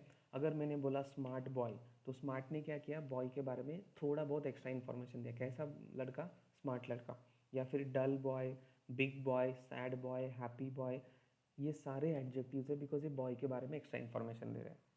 तो ऐसा कोई भी शब्द जो नाउन के बारे में एक्स्ट्रा इन्फॉर्मेशन देता है वो एडजेक्टिव्स होते हैं. वर्ब के ING form and third form adjective होते हैं. मैंने एडजेक्टिव के सेशन में भी आपको पढ़ाया था. अगर सपोज कंसिडर करो एक लड़की है जो मेरे सामने डांस कर रही है, ठीक है, अ गर्ल इज़ डांसिंग. या फिर मैंने ऐसा लिखा है कि एक कोई लड़की है, अ गर्ल इज़ डांसिंग, ठीक है. तो मैं इसको ऐसा भी बोल सकता हूँ, एक लड़की है और मैं उसको ऐसा बोल सकता हूँ कि डांस करने वाली लड़की, म्हणजे डांस करणारी मुलगी, डांसिंग गर्ल. मैंने क्या किया, ये जो मेन वर्ब है, अब डांसिंग मेरा मेन वर्ब है, ये अब मेरा आईएनजी का, सॉरी, एडजेक्टिव का काम करेगा बिकॉज ये गर्ल के बारे में एक्स्ट्रा इन्फॉर्मेशन दे रहा है. फिल्म, फिल्म मेरा नाउन है, ठीक है. फिल्म है माझं नाउन है, आप सबको पता है, कॉमन सेंस है, ये मेरा नाउन है, ठीक है. सो फिल्म के आगे जो भी मैं कुछ लिखूंगा, जैसे sad film, bad film, horror film, ये सारे एडजेक्टिव्स बन जाते हैं, राइट. सैड, बैड, हॉरर, ये एडजेक्टिव है. उसी को मैं लिख सकता हूँ कि इंटरेस्टिंग फिल्म. इंटरेस्ट क्या है, interest is a main verb, ING लावला, बिहेविंग एज एन एडजेक्टिव. मतलब मेन वर्ब आपके एडजेक्टिव का भी काम करते हैं. इसको जेरेंड बोलते हैं जनरली. जेरेंड मतलब उसको आईएनजी लगा के जेरेंड बनाते हैं. इंग्लिश में एक टॉपिक है जेरेंड, उसको जेरेंड बोलते हैं. तो मेन वर्ब को आईएनजी लगा के नाउन भी किया जा सकता है. मेन वर्ब को आईएनजी लगा के नाउन भी किया जा सकता है, बट वो बाद में देखेंगे. पहले मैं एडजेक्टिव का क्लियर आउट कर देता हूँ. इंटरेस्टिंग फिल्म, इंटरेस्टिंग क्या है, एडजेक्टिव, बिकॉज वो फिल्म के बारे में एक्स्ट्रा इन्फॉर्मेशन दे रहा है. सबसे बेस्ट एग्जाम्पल तो मैं हमेशा देता हूँ, लाइसन. लाइसन मेरा नाउन है, राइट. सिंपल सी बात है, कौन सा लाइसन, दारू का लाइसन. जो भी आप लाइसन की बात करोगे, लाइसन मेरा नाउन है. अगर मैं लाइसन के बारे में कुछ और एक्स्ट्रा इन्फॉर्मेशन दूँ, फॉर एग्जाम्पल ड्रिंकिंग लाइसन, जिसको लिकर लाइसन बोलते हैं, या फिर ड्राइविंग लाइसन. सबसे बेस्ट एग्जांपल ड्राइविंग. ड्राइव क्या है, वर्ब है, बट यहाँ पे एडजेक्टिव का काम कर रहा है because it is giving extra information about licence. कैसा लाइसन, ड्राइविंग लाइसन. कैसा लाइसन, ड्रिंकिंग लाइसन. सो ड्राइविंग, ड्रिंकिंग, इंटरेस्टिंग, डांसिंग, ये सारे क्या है, वर्ब के आईएनजी फॉर्म है, लेकिन यहाँ पे एडजेक्टिव का काम कर रहे हैं. ये कोई सेंटेंस नहीं है. हाँ, इसको आप सेंटेंस बना सकते हो, डांसिंग गर्ल इज़ नाइस, या फिर interesting film, interesting film we have, या फिर आप ऐसा भी बोल सकते हो, we have seen interesting film. तो we have seen interesting film. अब this is my complete sentence. यहाँ पे सीन मेरा मेन वर्ब है, तो हैव को अल्टीमेटली क्या होना पड़ेगा, हेल्पिंग वर्ब होना पड़ेगा. सीन वर्ब का थर्ड फॉर्म है, हैव मेरा अब यहाँ पे हेल्पिंग वर्ब बन जाएगा. अब यहाँ पे फिल्म मेरा नाउन है, तो इंटरेस्टिंग को एडजेक्टिव बनना पड़ेगा. मेन वर्ब मेरा यहाँ पे है सीन, तो इंटरेस्टिंग क्या है, मेन वर्ब का वैसे तो आईएनजी फॉर्म है, but behaving as an adjective. I have seen interesting film, ठीक है. तो वर्ब के आईएनजी फॉर्म एडजेक्टिव्स होते हैं. मैं वर्ब का टॉपिक इन डेप्थ पढ़ा रहा हूँ आपको, इसलिए ये सारा पढ़ा रहा हूँ, ठीक है. सो वर्बचे आयएनजी फॉर्म ॲडजेक्टिव्ह असू शकतात बिकॉज ते एखाद्या दुसऱ्या नाउनबद्दल एक्स्ट्रा इन्फॉर्मेशन देत असतील तर. अभी हमने एक एग्जांपल लिया था, टॉकिंग. टॉकिंग, अब जैसे टॉम किसी इंसान का नाम है, या फिर चलो एक बंदा है, किसी बंदे का नाम है, ठीक है. तो sad Tom, happy Tom, tall Tom, smart Tom, bad Tom, ये सारे एडजेक्टिव। तो वैसे भी टॉकिंग टॉम, बोलने वाला टॉम, क्यों बोलनारा टॉम। सो टॉकिंग ये शब्द क्या कर रहा है, टॉम के बारे में एक्स्ट्रा इन्फॉर्मेशन दे रहा है, तो टॉकिंग मेरा बन जाएगा एडजेक्टिव। और वर्ब के, मेन वर्ब के आईएनजी फॉर्म एडजेक्टिव हो सकते हैं या फिर होते हैं, ठीक है, क्लियर।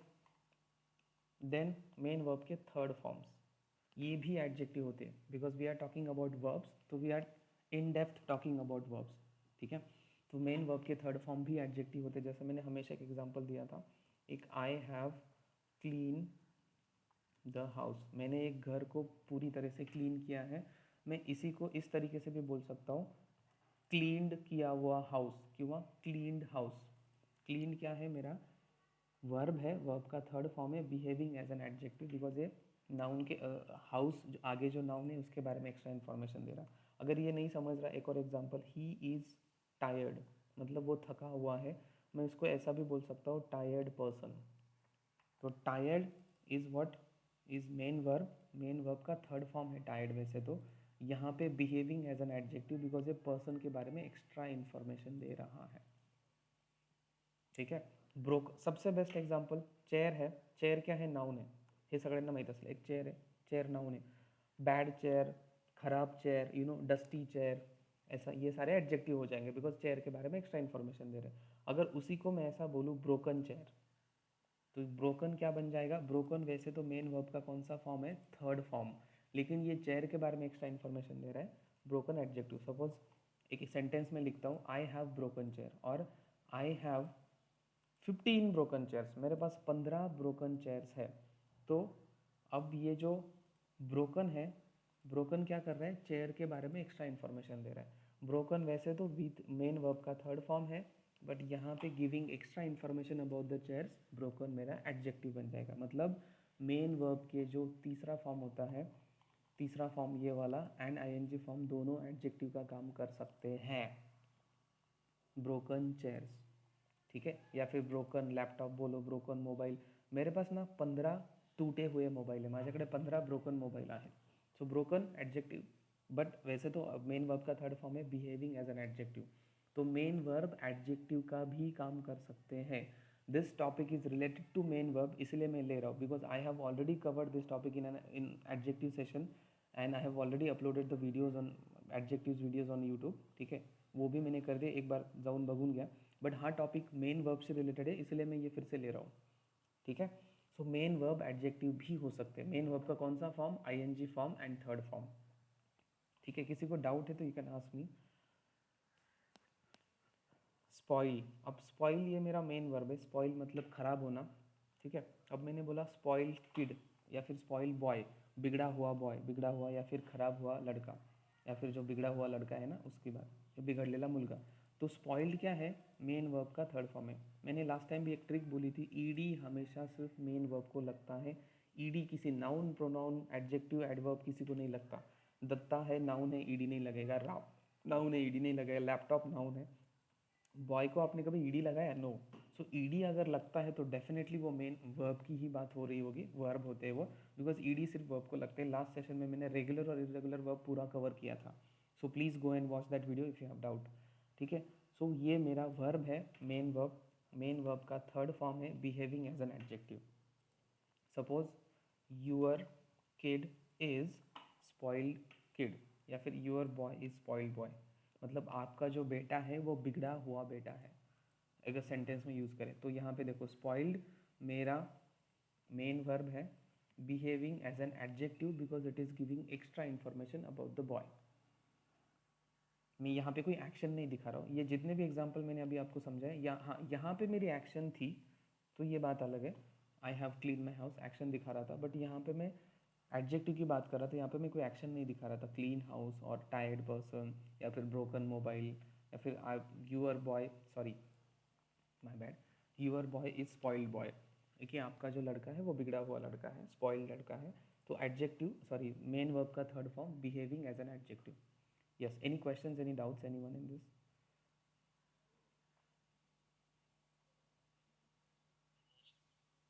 क्लियर?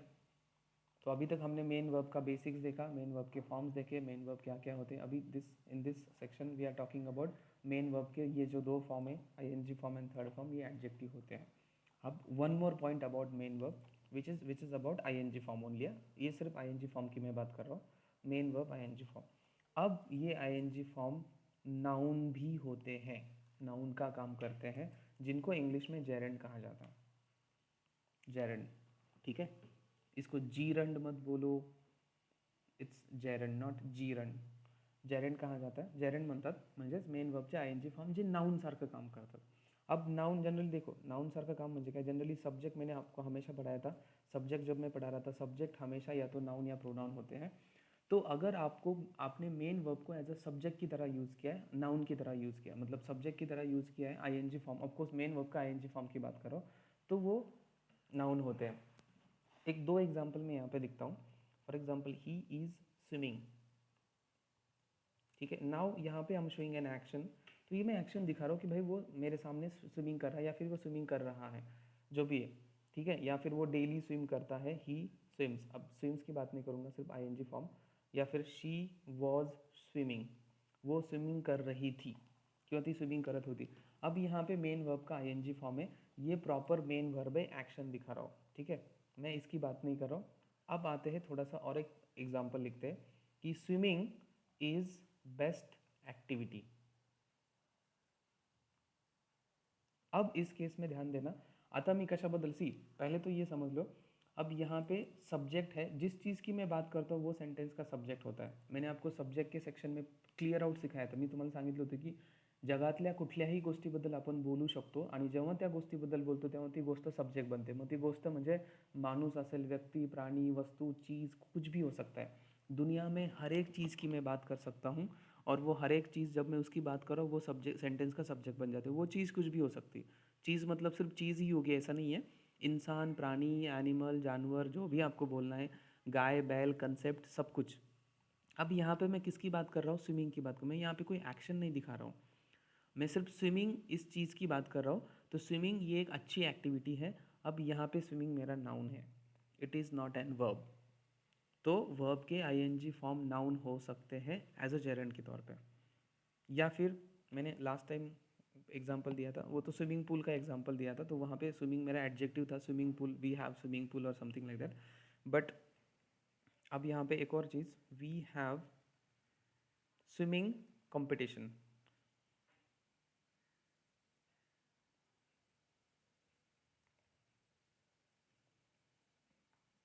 हाँ, बट लेकिन अभी यहाँ पे एडजेक्टिव का काम करेगा, बिकॉज कॉम्पिटिशन्स मेरा नाउन है, तो स्विमिंग यहाँ पे एडजेक्टिव बन जाएगा। So let's not talk about this example, कुछ और एग्जाम्पल लेते हैं। ड्राइविंग इज गुड इफ, और driving is good to have, एक सिंपल एग्जाम्पल, या फिर ड्राइविंग इज गुड। ठीक है, सिर्फ ड्राइविंग इज गुड मैंने बोला है, ड्राइविंग इज गुड मतलब ड्राइविंग अच्छी होती है, या फिर ड्राइविंग आना अच्छी होती है, ड्राइविंग इज गुड। तो यहाँ पे क्या है, ड्राइविंग हाँ का है, मेन वर्ब है, मेन वर्ब्स आईएनजी फॉर्म लावला है, बट यहाँ पे ड्राइविंग मेरा नाउन का काम करेगा। ठीक है, बिकॉज ये सेंटेंस का सब्जेक्ट है, मैं ड्राइविंग की बात करूँ, यहाँ पे मैं कोई एक्शन नहीं दिखा रहा हूँ, मैंने उस कंसेप्ट की बात करूँ। अगर आप इन शॉर्ट, अगर मैं आपको पूरी डिटेल में बोलूँ तो मैं सिर्फ ड्राइविंग, ये जो कंसेप्ट है, इस कंसेप्ट की बात कर रहा हूँ। यहाँ पे भी स्विमिंग, ये जो कंसेप्ट है, इस कंसेप्ट की मैं बात कर रहा हूँ। यहाँ पे I am not showing any action. ठीक है, टॉकिंग इज नॉट, मैं जानबूझ के इजा मार के एग्जाम्पल ले रहा हूँ, बिकॉज हे सिंपल सिंपल एग्जाम्पल आहेत म्हणून। Talking is not good always, म्हणजे सारखं सारखं बोलणं हे चांगलं नसतं, talking is not good always. अब यहाँ पे सेम सिचुएशन है, सेम सिनेरियो आहे। टॉकिंग ये मेरा मेन वर्ब का आईएनजी फॉर्म है, लेकिन यहाँ पे ये नाउन का काम कर रहा है, बिकॉज ये सेंटेंस का सब्जेक्ट है। बिकॉज मैं टॉकिंग उस कंसेप्ट की बात कर रहा हूँ कि टॉकिंग अच्छी नहीं होती हमेशा, बड़बड़ करना, समथिंग लाइक दैट। ठीक है, so it means main verb के आईएनजी फॉर्म नाउन भी हो सकते हैं, जिनको इंग्लिश में जेरेंड कहा जाता है। ये एडजेक्टिव भी हो सकते हैं, ये नाउन भी हो सकते हैं। हाँ, अगर यहाँ पे आपने कोई नाउन जोड़ दिया, टॉकिंग टॉम, तो फिर अब ये एडजेक्टिव बन जाएगा, talking Tom is not good what ever. But हाँ, अब यहाँ पे कोई नाउन नहीं है, किसी और नाउन के बारे में एक्स्ट्रा इन्फॉर्मेशन नहीं दे रहा है, तो ये एडजेक्टिव नहीं हो सकता। आता हा इथं फक्त नाऊन आहे. हां, जर तो एखाद्या पुढं काही नाऊन आलं असतं आणि त्याच्याबद्दल जर एक्स्ट्रा इन्फॉर्मेशन तो देत असता तर मग ते एडजेक्टिव झालं असतं. बट अभी यहाँ पे ये नाउन है बिकॉज मैं उस कंसेप्ट की बात कर रहा हूँ. ठीक आहे, क्लिअर. तो म्हणजेच मेन वर्ब हे नाउन्स पण असू शकतात. मेन वर्बचे आईएनजी फॉर्म. ध्यान देना, सिर्फ आईएनजी फॉर्म ही नाउन हो सकते हैं. अगर आपको मेन वर्ब को नाउन की तरह कन्वर्ट करना है तो आपको उसका आईएनजी फॉर्म ही लगाना पडेगा. म्हणून तर मी मगाशी सांगितलं होतं की मेन वर्बचे आईएनजी फॉर्म हे नाउन असू शकतात किंवा जेरंड, जिसको जेरंड कहा जाता है. ठीक है. Any confusion, any doubt, any one?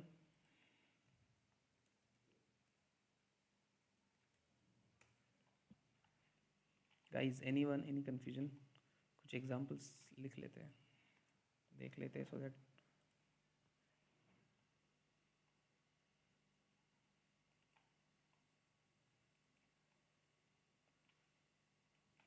I am just showing you few examples.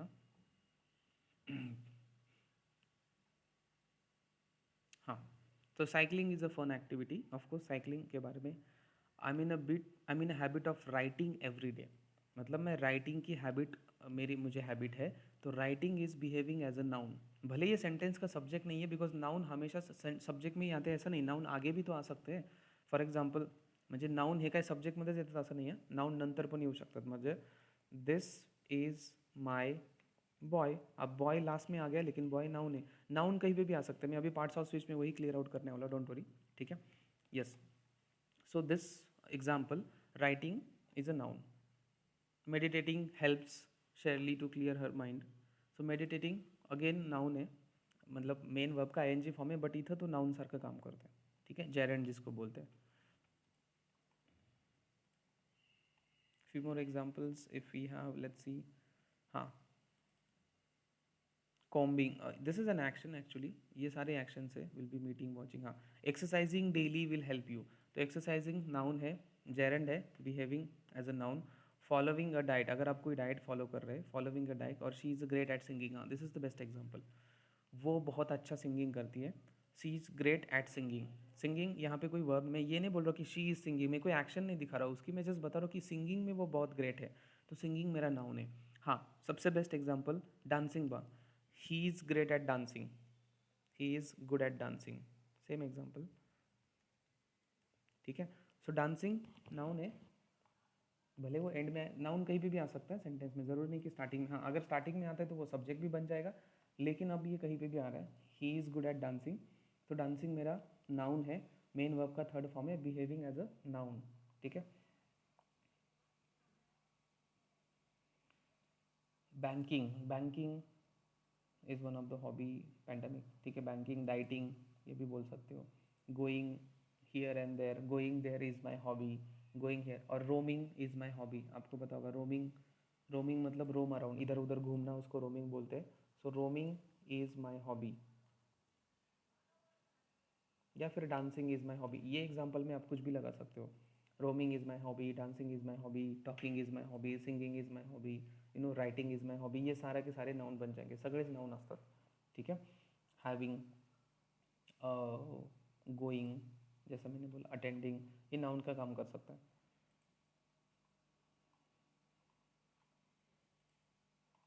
Clear. Any questions, any doubts, anyone? So वर्बचे आपण आता 3 कन्सेप्ट बघितल्या. वर्ब ये एडजेक्टिव भी हो सकता है, वर्ब का आईएनजी फॉर्म या थर्ड फॉर्म एडजेक्टिव हो सकता है.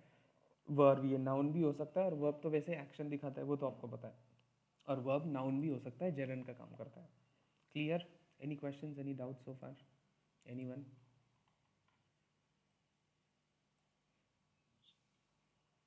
Any questions, any one?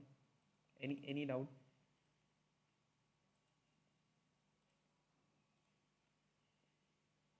Know questions?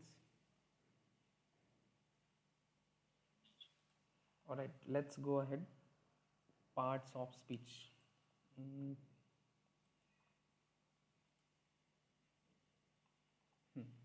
अब ये कंसेप्ट मैं आपको ऐसा पढ़ाऊंगा, आपने आज तक कभी किसी बुक किताब में नहीं पढ़ा होगा. ठीक है. सिंपल सी बात. खूप डीप आणि खूप लॉजिकल सांगतो मी तुम्हाला. बिकॉज अब यही से सारी लँग्वेज की स्टार्टिंग होती है.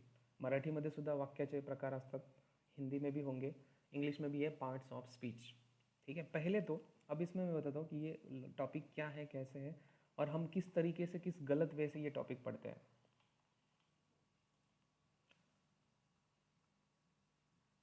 पहले तो जब भी आप कोई कंसेप्ट पढ़ते हो ना, कुठली गोष्ट जेव्हा तुम्ही शिकता, पहले तो उसका मीनिंग समझ लो, रट्टा मत मारो। हाँ, पार्ट्स ऑफ स्पीच, अब मैं बोलता हूँ यहाँ पे क्या गड़बड़ होती है। यहाँ पे अगर बंदे को किसी ने बोला पार्ट्स ऑफ स्पीच क्या है, सर माझे तर पार्ट्स ऑफ स्पीच 8 आहेत, 8 पार्ट्स ऑफ स्पीच असतात, noun, pronoun, verb, adverb, preposition, conjunction, interjection. ठीक है, रट्टा मारते हैं पार्ट्स ऑफ स्पीच। अरे भाई पहले मेरा क्वेश्चन ये है कि पहले पार्ट्स ऑफ स्पीच है क्या, वो तो बताओ।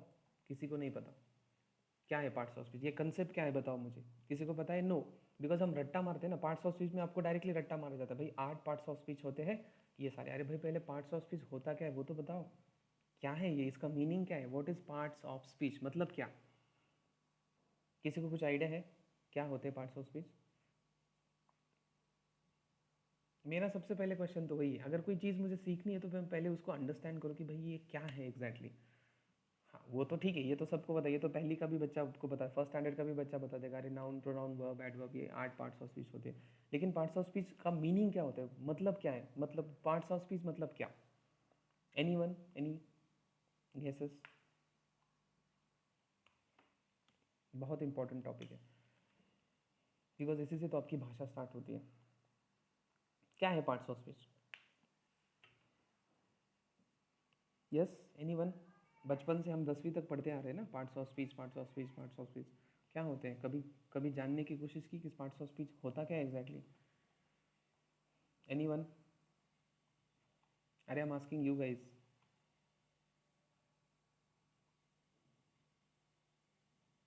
No idea? ठीक है, पहले कंसेप्ट समझ लेते हैं। देखो, पार्ट्स स्पीच मतलब क्या, इन शॉर्ट में आपको ये बोलता हूँ, पार्ट्स ऑफ स्पीच मतलब पार्ट्स ऑफ सेंटेंस। सेंटेंस कैसे बनता है, म्हणजे पार्ट्स ऑफ सेंटेंसचे पार्ट्स। मैंने आपको सेंटेंस कैसा बनता है एकदम बेसिक इंग्लिश में मैंने समझाया था। कोई भी सेंटेंस कैसे बनता है, कोई बताएगा मुझे? किससे बनता है? अरे बताओ, इट्स वेरी इजी। नहीं नहीं नहीं, वैसा नहीं एकदम टेक्निकल, मतलब इंग्लिश बुकिश लैंग्वेज में मत बताओ। सिंपली मैं आपका आंसर चाहता था कि शब्दों से सेंटेंस बनते हैं, बात खत्म, सिंपल वे में। किससे सेंटेंस बनते हैं? शब्दों से, वर्ड से। सेंटेंस किससे बनते हैं? वर्ड से। अब ये मैंने यहाँ पे एक सेंटेंस लिखा है, कितने शब्द है इसमें? 3 शब्द है। तो ये सेंटेंस मेरा 3 शब्दों से बना है, 3 वर्ड से बना है। तो सेंटेंस कैसे बनते हैं? हाँ, वो नाउन प्रोनाउन, फिर से आप वो बुकिश लैंग्वेज में जा रहे हो कि नाउन से बनता है, प्रोनाउन से बनता है, वर्ब से बनता है। वो नहीं चाहिए मुझे, मुझे पहले बेसिक डेफिनेशन समझो कि सेंटेंस किससे बनते हैं। सेंटेंस कशाने बनतात? शब्दाने बनतात, राइट। मैंने ये बेसिक इंग्लिश में आपको बोला था। लैंग्वेज कैसे बनती है? पहले लेटर आते हैं, ठीक है, letters A B C D, फिर लेटर से आपका वर्ड बनता है, जैसे COW काउ, ठीक है, SHE she, HE he, right. ये हो गए शब्द।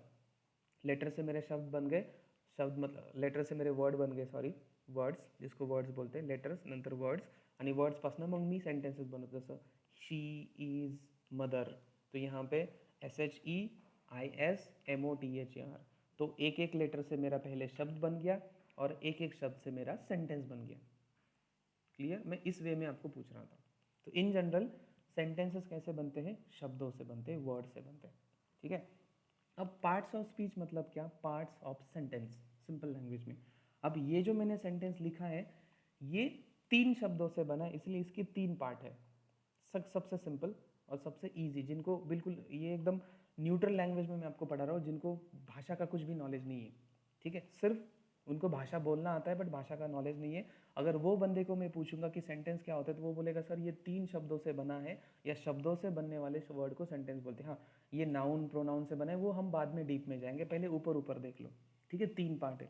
अगर मैं एक और सेंटेंस लिखा है कि eating in the he is eating suppose right now.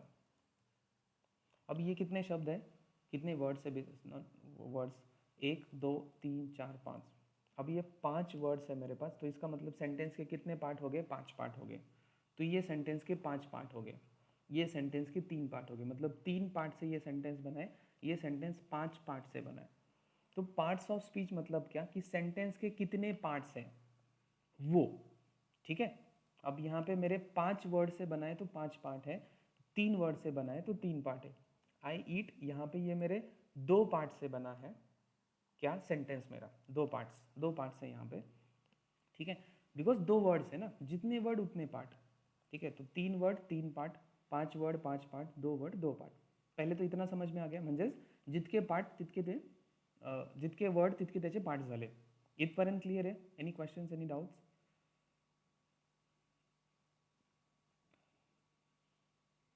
हाँ, तो अब पार्ट्स ऑफ स्पीच मतलब क्या? स्पीच को मैंने सेंटेंस क्यों लिखा है? आप स्पीच देते हो मतलब क्या करते हो मुझे बताओ ना. अभी जैसे कल मेरा स्पीच है, तो हम क्या बोलते हैं, अरे मेरा कल स्पीच है, मैं 4 लाइन लिखता हूँ.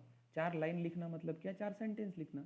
तो स्पीच, भाषण देते हैं हम, स्पीच देते हैं मतलब सेंटेंस. मैंने हमेशा बोला है लैंग्वेज भी हम बोलते हैं, तो हम क्या बोलते हैं? सेंटेंस बोलते हैं. लैंग्वेज का मेन रूट ही यही है, सेंटेंस. तो इसको आपको पूरी तरह से जानना होता है, ठीक है. तो सेंटेंस से ही भाषा बनती है. और सेंटेंस किससे बनता है? इन पार्ट से, अलग अलग पार्ट से. तो मेरे पास 3 शब्द है, 3 शब्द से सेंटेंस बना है, 5 शब्द है और 2 पार्ट है. तो पार्ट्स ऑफ स्पीच या पार्ट्स ऑफ सेंटेंस में हम क्या करते हैं, ये जो जितने भी पार्ट मैंने यूज़ किए ना, इनका पूरा पोस्टमार्टम हम करते हैं, या फिर इनके पूरे पार्ट्स के बारे में हम जान लेते हैं. मतलब क्या, कि अब सपोज यहाँ पे 3 पार्ट है, सीता एक है, ईज एक है, गर्ल एक है. तो पार्ट्स ऑफ स्पीच या पार्ट्स ऑफ सेंटेंस में हम क्या करते हैं, इन तीनों का इंट्रोडक्शन देख लेंगे. इंट्रोडक्शन, कि ये तीन क्या क्या है. इंट्रोडक्शन मतलब हर एक शब्द का इंट्रोडक्शन. मतलब सीता क्या है एग्जैक्टली, ईज क्या है, गर्ल क्या है, ही क्या है, इज क्या है, ईटिंग क्या है, राइट क्या है, नाउ क्या है, और आई क्या है, ईट क्या है. मतलब हर एक पार्ट का इन डिटेल नॉलेज हम पार्ट्स ऑफ स्पीच में पढ़ते हैं. क्यों? बिकॉज सेंटेंस इन 5 पार्ट से बने. अब मुझे एक बताओ, मुझे अगर एक सिंपल एग्जांपल, कोई मशीन मुझे बनाना है, तो मशीन के पार्ट्स होते हैं, या फिर जिनको पीसी असेंबल करना पता है, कंप्यूटर, कंप्यूटर के पार्ट्स होते हैं. तो हम क्या करते हैं, एक एक पार्ट जोड़ जोड़ के उसका एक नई चीज़ बनाते हैं. कंप्यूटर क्या, कोई भी चीज़ होती है, कोई भी चीज़ जब बनती है, गाड़ी भी, 4 व्हीलर जब बनती है, 4 व्हीलर का एग्जाम्पल देता हूँ. 4 व्हीलर क्या डायरेक्ट आसमान से आती है क्या? नहीं. हम क्या करते हैं, अलग अलग वो जब 4 व्हीलर जब कंपनी में बनती है, तो अलग अलग पार्ट्स हम बनाते हैं, और उसको एक साथ असेंबल, उसको असेंबल करना बोलते हैं. म्हणजे आपण काय करतो, वेगवेगळे पार्ट्स घेतो आणि त्याला असेंबल करून एक गाडी बनवतो, बरोबर. तो पहले फिर उसके पार्ट्स क्या है, व्हील है, फिर स्टेयरिंग है, फिर डैशबोर्ड है, फिर सीट्स होते हैं, फिर उसका बॉडी होती है, बहुत कुछ चीज़ें होती है, क्लच, गियर, वो सब सारी चीज़ें. तो सबको मिला के एक साथ बना के उसको बनाया जाता है, तो गाड़ी बनती है. वही है कि मेरी गाड़ी मतलब मेरा सेंटेंस है, और ये हर एक शब्द मतलब ये अलग अलग पार्ट है. कोई व्हील है, कोई गियर बॉक्स है, कोई स्टेयरिंग है. बट लेकिन जब आप वो पार्ट, अभी पहले गाड़ी की बात भूल जाओ, पहले सिर्फ पार्ट्स की बात करो. तो जब आप पार्ट बनाते हो, तो आप पार्ट का इन डेप्थ नॉलेज लेते हो ना पहले. मतलब जब वो पार्ट बनता है, जब आप, मुझे व्हील बनाना है गाड़ी का, तो व्हील जब बनता है, तो व्हील का पूरा पोस्टमार्टम होता है. मतलब व्हील क्या है, कैसे बनता है, किससे बनता है, ये सारा पहला ये होता है. फिर स्टेयरिंग होती है, स्टेयरिंग या फिर गियर बॉक्स या फिर सीट होते हैं, तो सीट कैसे बनते हैं, या फिर सीट जब आप बनाते हो, तो सीट का पूरा डेप्थ नॉलेज लेते हो, फिर आप सीट बनाते हो. मतलब इन जनरल कंपनी की बात करो, बरोबर. म्हणजे तुम्हाला त्या प्रत्येक पार्टचं डेप्थमध्ये नॉलेज असलं पाहिजे, तर तुम्ही ती कार बनवू शकता, बरोबर. अगर आपको पता ही नहीं कि कार में व्हील कैसे बनते, कहाँ से लगते, तो आप व्हील कैसे लगा सकते हो, तो गाड़ी आपकी चलेगी कैसी. तो मतलब आपको हर एक पार्ट का इन डेप्थ नॉलेज होना चाहिए, अगर आपको गाड़ी या फिर कोई भी चीज़ बनानी है, पीसी बनाना है, कुछ भी बनाना है. या फिर चलो लेडीज़ कुकिंग करती है, जब आप कुकिंग करते हो, कोई भी सब्जी बनाते हो, तो सब्जी क्या डायरेक्टली तो नहीं बनती ना, छोटे छोटे इंग्रेडिएंट्स होते हैं ना, ये लेते हो, वो लेते हो. तो हर एक चीज़ का आपको नॉलेज होता है, और हर एक चीज़ को एक साथ मिला के फिर आप एक सब्जी बनाते हो. तो सेम वही है कि पार्ट्स ऑफ स्पीचमध्ये काय करतो आपण, प्रत्येक ये जो जिनसे वो शब्द, जैसे गाड़ी अलग अलग पार्ट से बनती है, तो अलग अलग पार्ट का आपके पास नॉलेज होता है. वैसे ही जिन वर्ड से ये सेंटेंस बना है, उन हर एक वर्ड का, मतलब हर एक पार्ट का आप नॉलेज लेते हो, कि वो वहाँ पे वो क्या है, वो पार्ट का इंट्रोडक्शन लेते हो. अब जैसे सीता है, सीता वैसे तो ऊपर ऊपर देखा जाए तो क्या है, एक शब्द है. ईज क्या है, एक शब्द है. गर्ल क्या है, एक शब्द है. ही एक शब्द है, ईज एक शब्द. ऊपर ऊपर देखे तो, अब मैं थोड़ा सा इन डेप्थ ग्रामेटिकली आता हूँ, ध्यान से सुनना. जर वरती वरती बघितलं तर हे फक्त शब्द आहेत, ठीक है, एक वर्ड आहेत, शब्द आहेत. बट डीप डाउन देखो तो इनका कुछ मीनिंग है, उनके कुछ रोल है. मी पुन्हा एकदा रिपीट करतो. ऊपर ऊपर अगर आप ऊपर ऊपर जर तुम्ही बघितलं वरती वरती, तर हे फक्त शब्द आहेत, वर्ड आहेत, सॉरी नॉट शब्द, वर्ड्स आहेत, फक्त वर्ड्स आहेत, ठीक आहे, शब्द आहेत, वर्ड्स आहेत. बट इन डेप्थ त्यांचं काहीतरी मीनिंग आहे, बरोबर, किंवा त्यांचा काहीतरी रोल है. मैं फिर से एक बार रिपीट कर रहा हूँ, अगर आप ऊपर ऊपर देखोगे तो ईज को ऊपर, जिसको इंग्लिश नहीं आती, जो बंदा जो पढ़ा लिखा नहीं है, उसके लिए क्या है, ये सिर्फ वर्ड है, शब्द है. ही एक वर्ड है, ईज एक वर्ड है, ईटिंग एक वर्ड है, राइट एक वर्ड है, और नाउ एक वर्ड है. तो ऊपर ऊपर ये सिर्फ शब्द होते हैं, वर्ड होते हैं. लेकिन इन डेप्थ उनके कुछ मीनिंग होते हैं, उनके कुछ रोल होते हैं, और उस मीनिंग और रोल का इंट्रोडक्शन हम लेते हैं पार्ट्स ऑफ स्पीच में, या फिर वो रोल क्या है और वो मीनिंग क्या है वो हम पार्ट्स ऑफ स्पीच में सीखते हैं। और वो रोल मतलब वही उन्हीं रोल को कहा जाता है noun, pronoun, adjective, verb, adverb, preposition, conjunction and interjection. समझ में आया थोड़ा बहुत? मैं फिर से एक बार रिपीट कर रहा हूँ, ऊपर ऊपर ये सेंटेंस में सिर्फ ये शब्द है, इन शब्द का इन डेप्थ कुछ मीन, जैसा आप मैंने जब आपको एग्जांपल पूछा था, सॉरी मैंने आपको क्वेश्चन पूछा था कि ये क्या होता है, मतलब सेंटेंस किससे बनता है, तो आपने बोला था, किसी ने बोला नाउन से बनता है, किसी ने बोला वर्ब से बोला था, वो इन डेप्थ हो गया। वही उसी पॉइंट पे मैं अभी आ रहा हूँ, वो उनके रोल हो गया। तो वैसे ऊपर ऊपर तो ये सिर्फ वर्ड होते हैं, लेकिन इन डेप्थ उनका कुछ मीनिंग होता है। हर एक चीज़ का मीनिंग होता है यार, हर एक चीज़ का। दुनिया में हर एक चीज़ होती है, उसकी कुछ मीनिंग होती है, उसका कुछ पर्पस होता है दुनिया में आने का। वैसे ही हर एक जो शब्द है, अब राइट का एक कुछ मीनिंग है, एक रोल है, नाउ का भी एक रोल है, ईटिंग का भी एक रोल है। तो वो रोल का हम इंट्रोडक्शन देखते हैं, वो रोल हम क्लियर आउट करते हैं, और वही रोल मतलब ये 8 रोल, और उनका हम पूरा इंट्रोडक्शन देखते हैं। एक मैं सिंपल एग्जांपल बताता हूँ। फैमिली होती है, फैमिली किससे बनती है? फैमिली बनती है father, in general mother, brother and sister. तो जब हम अपने दोस्त को मिलने जाते हैं, तो दोस्त के फैमिली से जब हम मिलते तो हम पहले तो उनका इंट्रोडक्शन करा लेते, राइट? दोस्त क्या बोलते हैं, भाई ये मेरे पापा है, ये मेरी माँ है, क्यों ही माझी बहन है, सिस्टर आहे, भाऊ आहे। तो अपन काय करतो, त्या फॅमिली मेंबरचं इंट्रोडक्शन घेतो। तो ये मदर, फादर, ब्रदर, सिस्टर मतलब ये मेरे noun, pronoun, verb, adjective, preposition, conjunction, ये 8 लोग। मतलब समझो कि मेरे पार्ट्स ऑफ स्पीच के फैमिली में 8 लोग हैं, और इन 8 लोगों का मुझे इंट्रोडक्शन कराना होता है पार्ट्स ऑफ स्पीच में। तो ये कंसेप्ट है पार्ट्स ऑफ स्पीच का, कि पार्ट्स ऑफ स्पीच मतलब क्या है? Parts of sentence. सेंटेंस किससे बनते हैं? शब्दों से बनते हैं। और वो जो शब्द है, ऊपर ऊपर तो वो शब्द है, लेकिन अंदर डीप डाउन उनके कुछ रोल है, मीनिंग है, और वही रोल होते हैं ये 8। ये 8 मतलब वो वही उसके रोल है। तो मैं उसी रोल की बात करूँ, मतलब ये 8 noun, pronoun, verb, adverb, preposition, और इनका हमें इन डेप्थ इंट्रोडक्शन देखना होता है। अब इनको क्यों पढ़ना होता है? बिकॉज इनसे ही तो सेंटेंस बनता है ना भाई। शब्दों से तो सेंटेंस बनेगा ना, आपका सेंटेंस कैसे बनेगा? इन 8 लोगों से बनेगा ना। इसलिए हम वो बाद में बताता हूँ कि इंट्रोडक्शन क्यों देखना है। बट पहले तो ये समझ में आया कि पार्ट्स ऑफ स्पीच क्या होता है, कि हम इनका इंट्रोडक्शन देखते हैं। ये कंसेप्ट है पार्ट्स ऑफ स्पीच का। क्लियर? कि हम इन शॉर्ट क्या करते हैं कि सेंटेंस शब्दों से बनता है, पार्ट से बनता है, वर्ड से बनता है, और ये हर एक वर्ड का हम इंट्रोडक्शन देखते हैं। ये होता है कंसेप्ट पार्ट्स ऑफ स्पीच का। या फिर इन डेप्थ इनका कुछ मीनिंग है, उनका कुछ रोल है, वो रोल ही मतलब वो जो 8 पार्ट्स ऑफ स्पीच है वही उनके रोल, इसलिए हम पार्ट्स ऑफ स्पीच। अब ये कंसेप्ट है पार्ट्स ऑफ स्पीच का। पहली तो बात मतलब हम यहाँ पे इंट्रोडक्शन देखते हैं। अब सबसे इंपॉर्टेंट नेक्स्ट क्वेश्चन मेरा आता है कि वाई, ये हमें इंट्रोडक्शन क्यों देखना होता है या फिर क्यों पढ़ना। मैंने तो आपको पहले बताया कि व्हाट का मैंने आपको आंसर दिया कि what is parts of speech. अब सेकंड मेरा क्वेश्चन है कि वाई, हमें क्यों स्टडी करना होता है, क्यों आपल्याला हे का स्टडी करायचं असतं। व्हाट का आंसर मैंने दे दिया, इंट्रोडक्शन हम देखते हैं बिकॉज सेंटेंस शब्दों से बनता है, इन शब्द का डीप डाउन कुछ मीनिंग है, वो मीनिंग हमें पता होना चाहिए। तो अभी उसी का मैं आंसर दे रहा हूँ कि वाई। अब मुझे बताओ, आप जब फैमिली में दोस्तों में मिलते हो तो फैमिली का इंट्रोडक्शन करा देते हो करते हो, तो क्या आपको पता है कि क्यों इंट्रोडक्शन कराते हो? इंट्रोडक्शन इसलिए कराते हो ताकि आपको उनका रोल क्लियर हो। सपोज कंसिडर करो, मैं एक एग्जांपल देता हूँ, मैं फैमिली में गया और मुझे पता ही नहीं कि वो मेरे दोस्त का फादर है, तो मैं उसके साथ किसी भी तरीके से बर्ताव कर सकता हूँ। तो इंट्रोडक्शन हम क्यों कराते हैं? बिकॉज हमें उनका रोल क्लियर होता है, फिर उसके हिसाब से हम उनके साथ बिहेव करते हैं। मतलब अगर वो फादर है, अरे यार फादर है तो फिर मुझे रिस्पेक्टफुली बोलना पड़ेगा। अगर भाई आहे तो चलो ठीक आहे, मैं उसको तू मैं के लँग्वेज में बोलू शकतो, म्हणजे मी त्याच्यासोबत अरे तुरे सारखं बोलू शकतो। म्हणजे इंट्रोडक्शन आपण का करून घेतो? कारण त्या व्यक्तीचं इंट्रोडक्शन आपल्याला झालं की आपल्याला त्या व्यक्तीचा रोल क्लियर होतो, एंड अगर रोल क्लियर हो गया तो उसके हिसाब से हम बिहेव कर सकते हैं। तो वो रोल जानना बहुत ज़रूरी है, उसके बिना आपको फैमिली का कुछ अंदाज़ा नहीं आएगा। वैसे ही पार्ट्स ऑफ स्पीच में हम क्या करते हैं, इंट्रोडक्शन करा देते हैं, लेकिन इंट्रोडक्शन क्यों कराना है वो पहले समझ लो। तो हम in short parts of speech जो हम पढ़ते हैं, तो हम हर एक शब्द का रोल क्लियर करते हैं। अब यहाँ पे अब मैं आपके लैंग्वेज में आता हूँ। आपने जैसा बोला था, सीता मेरा नाउन है, ठीक है। ऊपर ऊपर तो क्या है, ये सिर्फ वर्ड है ऊपर ऊपर देखे तो, लेकिन इन डेप्थ इनके मीनिंग है। ईज मेरा वर्ब है, गर्ल मेरा फिर से नाउन है, ठीक है। यहाँ पे ही मेरा प्रोनाउन है, इज मेरा वर्ब है, ईटिंग अगेन मेरा वर्ब है, ऊपर से ये हेल्पिंग वर्ब है पहला, दूसरा मेन वर्ब है। अब राइट नाउ ये एडवर्ब है, तो मैं आपको बाद में बताऊंगा, ठीक है।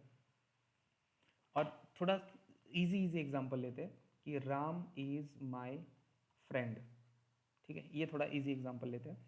तो राम मेरा नाउन है, इज अगेन मेरा वर्ब है, माय मेरा वैसे तो प्रोनाउन है बट यहाँ पे एडजेक्टिव का काम करेगा, एंड फ्रेंड अगेन नाउन है। म्हणजेच काय, ऊपर ऊपर देखा जाए तो ये सिर्फ शब्द है, लेकिन अंदर डीप डाउन उनके मीनिंग्स है, रोल है, और ये रोल हम पार्ट्स ऑफ स्पीच में पढ़ते हैं। लेकिन अब ये क्यों पढ़ना है पहले ये जान लो। अब ये क्यों पढ़ना है मैं बता देता हूँ। वो इसलिए पढ़ना है बिकॉज आपका जो सेंटेंस, जैसा मैंने आपको बोला, फैमिली इन 4 लोगों से बनेगी नहीं। अगर फैमिली, अगर ये 4 छोड़ो, अगर मैं 2 की बात करता हूँ, सिर्फ मदर और फादर से आपकी फैमिली बनेगी नहीं। मतलब अगर फैमिली आपको बनाना है तो इनकी आपको ज़रूरत पड़ेगी ही पड़ेगी। वैसे ही कोई भी सेंटेंस अगर आपको बनाना है तो इन 8 लोगों के बिना आपका सेंटेंस नहीं बनेगा। मी पुन्हा एकदा सांगतो, कुठलंही सेंटेन्स जर मला बनवायचं असेल तर ह्या 8 लोकांचंच मिळून मला बनवावं लागतं, म्हणून आपल्याला यांना स्टडी करावं लागतं। मतलब क्या, कोई भी सेंटेंस अगर मुझे बनाना है तो मुझे इन 8 लोगों की ही मदद से ही बनाना पड़ता है, इसलिए हमें इनको पढ़ना पड़ता है। कोई भी एग्जाम्पल मुझे देखो ना, ये 8 ही लोग इसमें आए, देखो ना, अब यहाँ पे ये एग्जाम्पल है, नाउन आया, वर्ब आया, नाउन आया, मतलब ये 8 में से कोई ना कोई एक इंसान है। यहाँ पे भी ना, यहाँ पे क्या है, नाउन है, वर्ब है, मतलब 8 में से 2 लोग आ गए। इस सेंटेंस में नाउन है, वर्ब है, एडजेक्टिव है, नाउन है, 8 लोगों में से कोई तो एक आ गया। मतलब क्या, आपका, मैं आपको एक एकदम टपोरी लैंग्वेज में समझा देता हूँ कि इन शॉर्ट ये 8 लोग जो होते हैं ये बहुत भाव खाते हैं। ये भाव क्यों खाते हैं? बिकॉज ये बोलते हैं कि भाई हमारे बिना आपका सेंटेंस नहीं है, हम 8 लोगों के बिना आपका सेंटेंस नहीं बनेगा, इसलिए आपको हमें पढ़ना ही पड़ेगा। और दूसरी चीज़ ये भी है कि जब आप इनको पढ़ते हो तो आपका और ज़्यादा कंसेप्ट क्लियर होते हैं, इसलिए हमें इसका रोल या फिर इंट्रोडक्शन पढ़ना होता है। मैंने आपको मैं वाई का आंसर दे रहा हूँ, मैंने व्हाट का आंसर दे दिया, वाई का आंसर मैं आपको दे रहा हूँ कि हमें इनको क्यों पढ़ना होता है। बिकॉज ये बहुत भाव खाते हैं, इनके बिना आपका सेंटेंस ही नहीं ना। नाउन क्या बोलेगा, प्रोनाउन क्या बोलेगा, भाई मेरे बिना आप सेंटेंस नहीं बना सकते, तो आपको हमें पढ़ना ही पड़ेगा, राइट। हमारे अलग जैसा होता है ना कि हमारा लाइफ में किसी के बिना हमारा काम अड़ जाता है तो हमें उसके पीछे हाथ पैर पड़ने पड़ते हैं और वो और ज़्यादा भाव खाते हैं, या फिर उनके पास आपको हमेशा जाना ही होता है। तो सेम लाईक दॅट की यांच्याशिवाय तुमचं सेंटेन्स बनत नाही, तो ये 8 लोग, हे 8 लोग जे असतात हे म्हणतात की आमच्याशिवाय तुमचं सेंटेन्सच नाही, त्यामुळे तुम्हाला आम्हाला स्टडी करावंच लागेल। ठीक है, तो ध्यान देना, मेरा कोई भी जो सेंटेंस बनेगा ये इन्हीं का मिलके बनेगा, इनके बाहर आपका सेंटेंस बन ही नहीं सकता। मुझे कोई ऐसा सेंटेंस दिखाओ जो इन 8 के बाहर का, ऐसा पॉसिबल ही नहीं है। तो जब, बिकॉज सेंटेंस कैसे बनते हैं, शब्दों से, ये भी शब्द ही है ना, नाउन एक शब्द है, प्रोनाउन एक शब्द है, एडजेक्टिव एक शब्द है, वर्ब एक शब्द है। तो सेंटेंस जो शब्दों से बनता है, जो आपने पहले बताया था, शब्दों से बनता है, तो in depth noun, pronoun, verb, adverb, preposition इनसे ही बनता है, इसलिए हमें इनको पढ़ना पड़ता है। म्हणजे कुठलेही सेंटेंस जे शब्दांचं, हे शब्द म्हणजेच हे 8, म्हणजेच इन शॉर्ट तुमच्या लक्षात आलं का, अगर आपको ध्यान में आया होगा, पूरी इंग्लिश ये सिर्फ 8 शब्दों पे डिपेंड है, या 8 वर्ड पे पूरी इंग्लिश है। पूरी इंग्लिश नाही, जो भी भाषा बनती है, मराठी, हिंदी, याच्यामध्ये मराठीमध्ये पण पार्ट्स ऑफ स्पीच असतात, नाव, सर्वनाम, क्रियापद वगैरह, समथिंग लाइक दैट। हिंदी में भी होते हैं नाम, सर्वनाम, क्रिया, क्रिया विशेषण, समथिंग लाइक दैट। तो पूरी भाषा सिर्फ इन 8 शब्दों से है। जैसे पूरी फैमिली सिर्फ मदर और फादर से ही तो बनती है ना। पूरी जो दुनिया खड़ी हुई है वो किससे बनी है? एक मेल होना चाहिए, एक फीमेल पर्सन होना चाहिए, उनसे फिर दुनिया बनती है, राइट। तो पूरी दुनिया बनाने के लिए ये 2 लोग लगते हैं, वैसे ही पूरी लैंग्वेज बनाने के लिए हमें ये 8 लोग लगते हैं। ठीक है, तो ये इसलिए हमें पार्ट्स ऑफ स्पीच पढ़ना होता है। हाँ, अब एक इसमें और एक कन्फ्यूजन ये है, क्या हर एक सेंटेंस में 8 के 8 लोग रहेंगे? नहीं। पहले उससे एक एग्जांपल दे दो, क्या हर एक फैमिली में सिर्फ 4 ही लोग होते हैं क्या? कुछ फैमिली में सिर्फ 3 लोग हो सकते हैं, मदर, फादर, ब्रदर, राइट। कुछ फैमिली में सिर्फ 2 लोग, 4 लोग हो सकते हैं, mother, father, brother, sister, for example. कुछ फैमिली में सिर्फ 2 लोग हैं, मदर, फादर। कुछ फैमिली में 10 लोग हैं, जैसे मदर, फादर, सिस्टर, फिर उसके 2 सिस्टर है, ब्रदर है, फिर उसका अंकल है, चाचा है, जो भी। मतलब कैसे है कि ये कोई डिसाइड नहीं होता, ये बदलते रहते हैं। फैमिलीज के मेंबर्स 2 हो सकते हैं, 4 हो सकते हैं, 10 हो सकते हैं। वैसे ही ज़रूरी नहीं कि हमेशा आपका जो सेंटेंस बनता है इसमें 8 के 8 ही लोग आएंगे, कंपलसरी नहीं है। अब कंपलसरी क्यों नहीं? बिकॉज मेरे पास यहाँ पे सिर्फ 2 ही शब्द है, तो 2 ही पार्ट्स ऑफ स्पीच आएंगे ना। यहाँ पे 8 कैसे आ सकते? नाउन या प्रोनाउन, मतलब सॉरी, नाउन एंड वर्ब। म्हणजेच काय कि देखो पहली तो बात ये समझ लो कि सेंटेंस तो इन्हीं आठों से बनता है, लेकिन ज़रूरी नहीं कि हमेशा हर एक सेंटेंस में 8 के 8 लोग आएंगे। अगर ऐसा होता है तो मेरा हमेशा सेंटेंस में 8 शब्द होने चाहिए, मतलब सेंटेंस की जो लेंथ है वो कितनी होनी चाहिए, 8 होनी चाहिए, तभी ये मेरे आठों के आठों वर्ड्स पार्ट्स ऑफ स्पीच या फिर 8 लोग आ जाएंगे। बट ऐसा नहीं है, किसी सेंटेंस में ये 2 ही लोग आते हैं 8 में से, किसी सेंटेंस में ये इनमें से 3 लोग आते हैं, किसी सेंटेंस में 10 लोग आ सकते हैं, किसी सेंटेंस में ये लोग रिपीट भी हो सकते हैं। जैसे मैंने आपको बोला अभी कि एक ही फैमिली में दो दो सिस्टर हो सकती, दो दो मदर हो सकते, वैसे ही एक ही सेंटेंस में दो दो नाउन हो सकते, दो दो प्रोनाउन हो सकते। जैसे राम लाइक्स सीता, तो यहाँ पे 2 नाउन है, ये भी नाउन है, और यहाँ पे ये वर्ब है। म्हणजेच काय कन्सेप्ट समजून घ्या मी काय सांगतोय।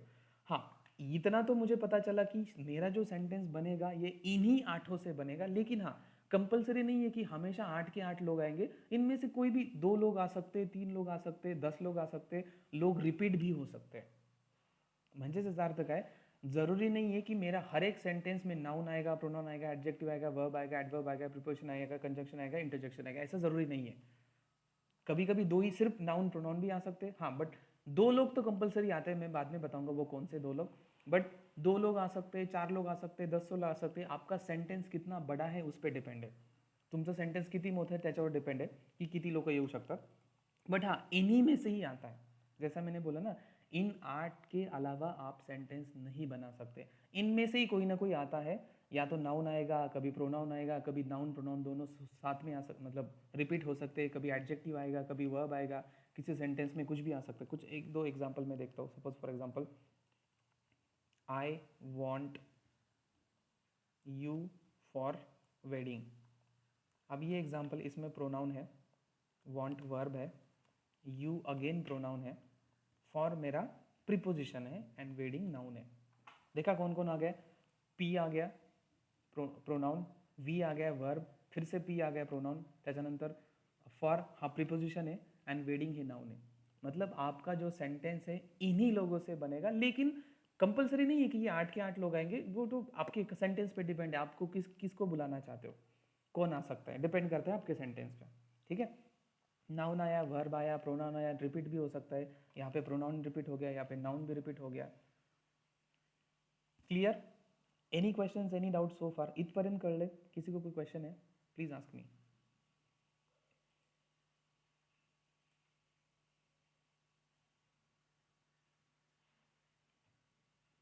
Yes, any question, any doubts? Alright, I take it as a no. Okay, so अब ध्यान देना, अब ध्यान से सुनना। 8 लोग तो इंपॉर्टंट है, 8 लोग तो भाव खाते, वो बोलते भाई हमारे बिना आपका सेंटेन्स नाही, म्हणजे 8 लोकांशिवाय तुमचं सेंटेन्स नाही आहे। बट हां, जरुरी नाही आहे की प्रत्येक वेळेस सेंटेन्समध्ये 8हीचे 8 ही लोक आलं पाहिजे, डिपेंड करते, कधी कोणी पण येऊ शकतं। मतलब 2 लोग भी आ सकते हैं, जैसे मैंने फैमिली का एग्जांपल, जरूरी नहीं कि फैमिली में सिर्फ 4 ही लोग हो सकते हैं हमेशा। हर एक फैमिली में मदर फादर ब्रदर सिस्टर ऐसा नहीं है, किसी फैमिली में 3 ही होते हैं, किसी फैमिली में 10 होते हैं, किसी फैमिली में रिपीट भी होते हैं, 2-2 सिस्टर होती है, 2-2 भाई होते हैं, 2-2 बहन होते हैं। वैसे ही यहाँ पे कभी दो लोग आ सकते हैं, कभी 3 लोग आ सकते हैं, कभी लोग रिपीट भी होते हैं। ऐसा कोई उसका कंपल्शन नहीं है, वो डिपेंड करता है आपका सेंटेंस आप कैसे बोल रहे हो, या फिर सेंटेंस कितना बड़ा है। लेकिन ध्यान देना, मैंने आपको बेसिक इंग्लिश में पढ़ाया था कि हर एक सेंटेंस में एक हीरो होता है, एक हीरोइन होती है, राइट? इसका मतलब क्या, हर एक सेंटेंस में, जैसा हर एक फैमिली में मदर फादर तो होंगे ही होंगे ना, उसके बिना तो फैमिली बनेगी, ये बेसिक रिक्वायरमेंट है। वैसे ही हर एक सेंटेंस में सब्जेक्ट होता है, वर्ब होता है, और सब्जेक्ट में या तो नाउन या प्रोनाउन आते हैं, एंड देन वर्ब। इसका मतलब क्या, ये 2 लोग कंपलसरी आपके सेंटेंस में आएंगे आएंगे। कौन से 2 लोग? नाउन वर्ब या फिर प्रोनाउन वर्ब। इसके बिना तो आपका सेंटेंस नहीं है। ये 2 लोग तो और ज़्यादा, 2 मतलब 3 पकड़ लो, कभी नाउन आ सकता है, कभी प्रोनाउन आ सकता है। जैसे मतलब कैसा कि राम ईट्स, कौन कौन आ गया, नाउन आ गया राम, ईट आ गया मेरा वर्ब। या फिर राम के जगह मैंने अगर प्रोनाउन लिखा, फॉर एग्जाम्पल इधर लिखता हूँ एग्जाम्पल, ही ईट्स, तो इसका मतलब क्या है, नाउन प्रोनाउन एंड वर्ब, ये 3 लोग ऐसे हैं, इनके बिना तो आपका सेंटेंस ही नहीं है। ये तो कंपल्सरी आएंगे आएंगे, बिकॉज मैंने लास्ट बेसिक इंग्लिश में भी पढ़ाया था की तुमची हीरो आणि हिरोईन असल्याशिवाय तुमचा सेंटेंस पूर्ण होतच नाही। जब तक आपका सब्जेक्ट एंड वर्ब नहीं आता सेंटेंस में, तब तक वो सेंटेंस कुछ काम का नहीं है, या फिर उसको मैं सेंटेंस बोल ही नहीं सकता। मैंने एयरपोर्ट वाला एग्जाम्पल दिया था last time, importance of verb में, जब मैं आपको बता रहा था। ठीक है, तो जब तक ये दो लोग नहीं होते तब तक वो शब्द का कुछ मीनिंग, जब तक आपके फैमिली में मदर फादर नहीं होते तब तक वो फैमिली को कोई मीनिंग ही नहीं आता वैसे। या फिर वो बोलते हैं ना कि फैमिली कंप्लीट नहीं होती, माँ बाप दोनों होने चाहिए, वैसे ही यहाँ पे है कि ये दो लोग कंपलसरी आपके सेंटेंस में होने ही चाहिए। ये दो लोग तो कंपलसरी आते हैं, ये तो बहुत ज़्यादा वाव करती है, ये तो बोलते फिर चलो बाकी तो देखो। अब यहाँ पे मेरे सेंटेंस में प्रिपोजिशन आया क्या? नहीं, प्रिपोजिशन नहीं, ये एडजेक्टिव नहीं। ये वाले एग्जांपल में राम ईट्स में इथं ना प्रिपोजिशन आले, ना एडजेक्टिव आले, ना कंजंक्शन आले, ना इंटरजेक्शन आले कुछ भी नहीं आया। तो इन्होंने क्या किया पता है, ये आपने कभी ये भी नोटिस किया, ये इसी सीक्वेंस में क्यों लिखते हैं ऐसा? पहले नाउन, फिर प्रोनाउन, फिर एडजेक्टिव, फिर वर्ब, पहले कंजंक्शन क्यों नहीं बोलते? आप ध्यान देना, किसी भी बुक में आप जब देखते हो ना, इसके भी मेरे पास कुछ टिप्स, ये आपको कोई बुक नहीं पढ़ाएगा, ये मेरा खुद का लॉजिक मैं आपको बता रहा हूँ। किसी बुक में आपने पार्ट्स ऑफ स्पीच में ऐसा पढ़ा है कि पहले आपको इंटरजेक्शन सिखाया, फिर कंजंक्शन सिखाया, फिर बाद में लास्ट में नाउन सिखाया या प्रोनाउन सिखाया? नो, ये इसी ऑर्डर में इसलिए है बिकॉज उनका इंपॉर्टेंट के हिसाब से उनको बताया गया। इंपॉर्टेंस मतलब सबसे पहले नाउन क्यों है? बिकॉज वो हमेशा आता है, उसको बहुत ज़्यादा इंपॉर्टेंस है। फिर प्रोनाउन, अब ये मैंने थोड़ा उल्टा लिखा है, पहले वर्ब लिखना चाहिए था लेकिन एडजेक्टिव लिखा, फिर प्रोनाउन, बिकॉज प्रोनाउन और ज़्यादा इंपॉर्टेंट है और ज़्यादा यूज़ करते हैं। मतलब सबसे पहले नाउन ज़्यादा यूज़ होता है, फिर प्रोनाउन, फिर वर्ब, फिर adjective, adverb, preposition, conjunction, interjection तो बिल्कुल हम मतलब ये बाद में देखेंगे, कंजंक्शन तो बहुत कम यूज़ करते। तो उनके यूजेस के हिसाब से उनको बनाया गया, मतलब सबसे ज़्यादा ये यूज़ होता है इसलिए सबसे पहले नंबर पे आया, फिर थोड़ा उससे थोड़ा कम यूज़ होता है तो फिर दूसरे नंबर पे, उससे थोड़ा कम यूज़ होता है तीसरे नंबर पे। It is like that. इसलिए जनरली पहले तो स्टार्टिंग नाउन प्रोनाउन वर्ब से शुरू करते हैं। पहले आपको कंजंक्शन क्यों नहीं पढ़ाया जाता? पहले आपको इंटरजेक्शन क्यों नहीं पढ़ाया जाता? कभी सोचा है आपने लॉजिकली? तो उसके पीछे का रीज़न वही है बिकॉज ये ज़्यादातर ये पहले इंपॉर्टेंट होते हैं या फिर ये ज़्यादातर सेंटेंस में आते हैं। कंजंक्शन क्या होता है? कंजंक्शन मतलब एंड और। अब मुझे बताओ एंड और हम कितना यूज़ करते हैं? अगर आप दिन में 10 सेंटेंस बोलते हो तो 10 सेंटेंस में एंड एंड और हार्डली 1 या 2 बार यूज़ होगा, या फिर कभी कभी तो यूज़ भी नहीं होगा। लेकिन नाउन कितनी बार यूज़ करते हैं? हमेशा यूज़ करते हैं। अगर मैं 10 सेंटेंस बोल रहा हूँ तो 10 सेंटेंस में एटलीस्ट 8 सेंटेंस में तो नाउन होगा। अगर मैं प्रोनाउन यूज़ कर रहा हूँ तो फिर नाउन नहीं होगा, लेकिन 8 में तो नाउन होगा। दो, अगर आप 2 प्रोनाउन यूज़ करते हैं, राइट? प्रोनाउन कितना यूज़ करते हैं? बहुत ज़्यादा। वर्ब तो पड़ा रहेगा हमेशा। वर्ब तो ऐसा है, वर्ब मतलब जो हम किसी बंदे को बोलते हैं ना, भाई तू तो हमेशा घर में पड़ा रहता है, वर्ब ऐसा बंदा है जो हमेशा हर एक सेंटेंस में पड़ा रहता है। बिकॉज भाई उसके बिना आपका घर चलता ही नहीं, उसके बिना सेंटेंस चलता ही नहीं, तो वो बंदा बेचारा होगा ही होगा। तो ध्यान देना, वर्ब ऐसा बंदा है, मतलब मेन वर्ब हो, हेल्पिंग वर्ब हो, ये हमेशा आपके सेंटेंस में पड़ा रहेगा। इसको आप बोल सकते हैं, म्हणजे त्याला तुम्ही एखादा माणूस असतो ना की पडलेला असतो सारखा, आपण त्याला म्हणतो अरे तू तर सारखा पडलेला असतो, इथं पडलेला तिथं पडलेला, किंवा तू सारखा घरातच पडलेला असतो। सो वर्ब बहुत बहुत इंपॉर्टेंट बंदा है, वो तो हमेशा आपके हर एक सेंटेंस में पड़ा रहेगा बिकॉज भाई उसके बिना तो आपका सेंटेंस ही नहीं है ना। वर्ब का इंपॉर्टेंस मैं आपको बता चुका हूँ, ठीक है। सो ध्यान देना, ये जो 3 लोग हैं ये सबसे ज़्यादा इंपॉर्टेंट है, नाउन प्रोनाउन एंड वर्ब। ये हर एक सेंटेंस में हो गए होंगे। जैसे यहाँ पे नाउन वर्ब है, यहाँ पे प्रोनाउन वर्ब है। क्लियर? तो इन तीनों को बहुत ज़्यादा प्रायोरिटी दी जाती है बिकॉज ये सबसे ज़्यादा आते हैं। फिर बाद में आगे फिर प्रिपोजिशन, कंजंक्शन, इंटरजेक्शन वो लास्ट में, लेकिन ये तीनों इंपॉर्टेंट है इसलिए इनको पहले प्रायोरिटी दी जाती है। तो दिस इज ऑल अबाउट कि what is parts of speech and why we have to learn parts of speech. Clear? Any questions, any doubts, anyone?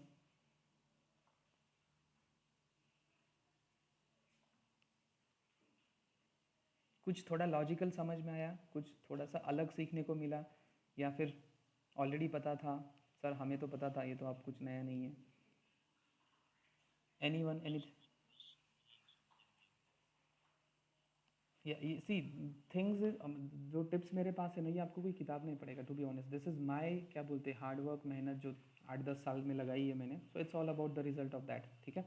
तो ये थोड़ा सा लॉजिकली पढ़ो किसी भी सब्जेक्ट को, अभी और भी हैं आगे, इसमें बहुत कुछ चीज़ें हैं, बट हाँ इनिशियल मैंने आपको इंट्रोडक्शन दिया what is parts of speech, हम क्यों पढ़ते हैं। तो सबसे पहले क्यों पढ़ते हैं उसका आंसर यहीं पे मिल जाता है कि सर इनके बिना आपका सेंटेंस, अगर मैं इन एक सिंपल लँग्वेज में, अगर सिंपल वर्ड में अगर मैं आन्सर दूँ, म्हणजे एका सिंपल सेंटेन्समध्ये जर मला आन्सर द्यायचा असेल की आपण पार्ट्स ऑफ स्पीच का पढ़तो, का शिकतो पार्ट्स ऑफ स्पीच, तर सिंपल आहे, ह्या पार्ट्स ऑफ स्पीचच्या शिवाय तुमचं सेंटेन्स बनत नसतं। म्हणजेच ह्या 8 लोकांचं मिळून तुमचं सेंटेन्स बनत असतं, कि या फिर ये 8 लोगों का मिलके सेंटेंसेस बनते हैं, इसलिए आपको इनको स्टडी करने पड़ते हैं। बिकॉज सेंटेंस किससे बनेगा? पार्ट से बनेगा, वर्ड से बनेगा।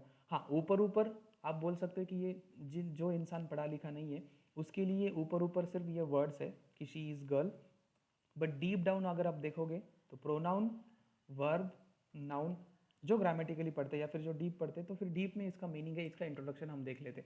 तो हर एक शब्द का इंट्रोडक्शन हम देखते। तो इसमें तो वर्ब मैंने कवर कर दिया ऑलरेडी। तो पार्ट्स ऑफ स्पीच इसलिए पढ़ाया जाता है बिकॉज आपकी भाषा की शुरुआत शब्दों से ही होती है। तो शब्द शब्द मिला के हम सेंटेंस बनाते हैं। तो जब आप हर एक शब्द पढ़ोगे, उसका मीनिंग पढ़ोगे, फिर उनको कंबाइन करके, मैंने कार का एग्जांपल दिया था, अलग अलग पार्ट्स को कंबाइन करके आप एक फाइनल प्रोडक्ट बनाते हो। सेम लाइक दैट, अलग अलग शब्द को कंबाइन करोगे, बट वो शब्द को पहले डीप समझो कि उसका रोल क्या है, उसका मीनिंग क्या है। जब आपका रोल क्लियर होगा तो और ज़्यादा आपको समझ में आता है सेंटेंस में।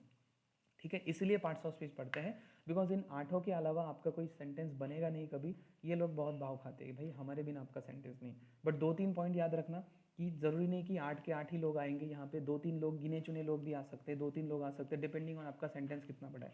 हाँ, अगर आपको सेंटेंस में 8 के 8 लोग यूज़ करने तो बहुत, आपका सेंटेंस फिर बड़ा हो जाएगा, सबको यूज़ करना है तो। But depending on the need of your sentence कि आप कैसे सेंटेंस बोलते हो।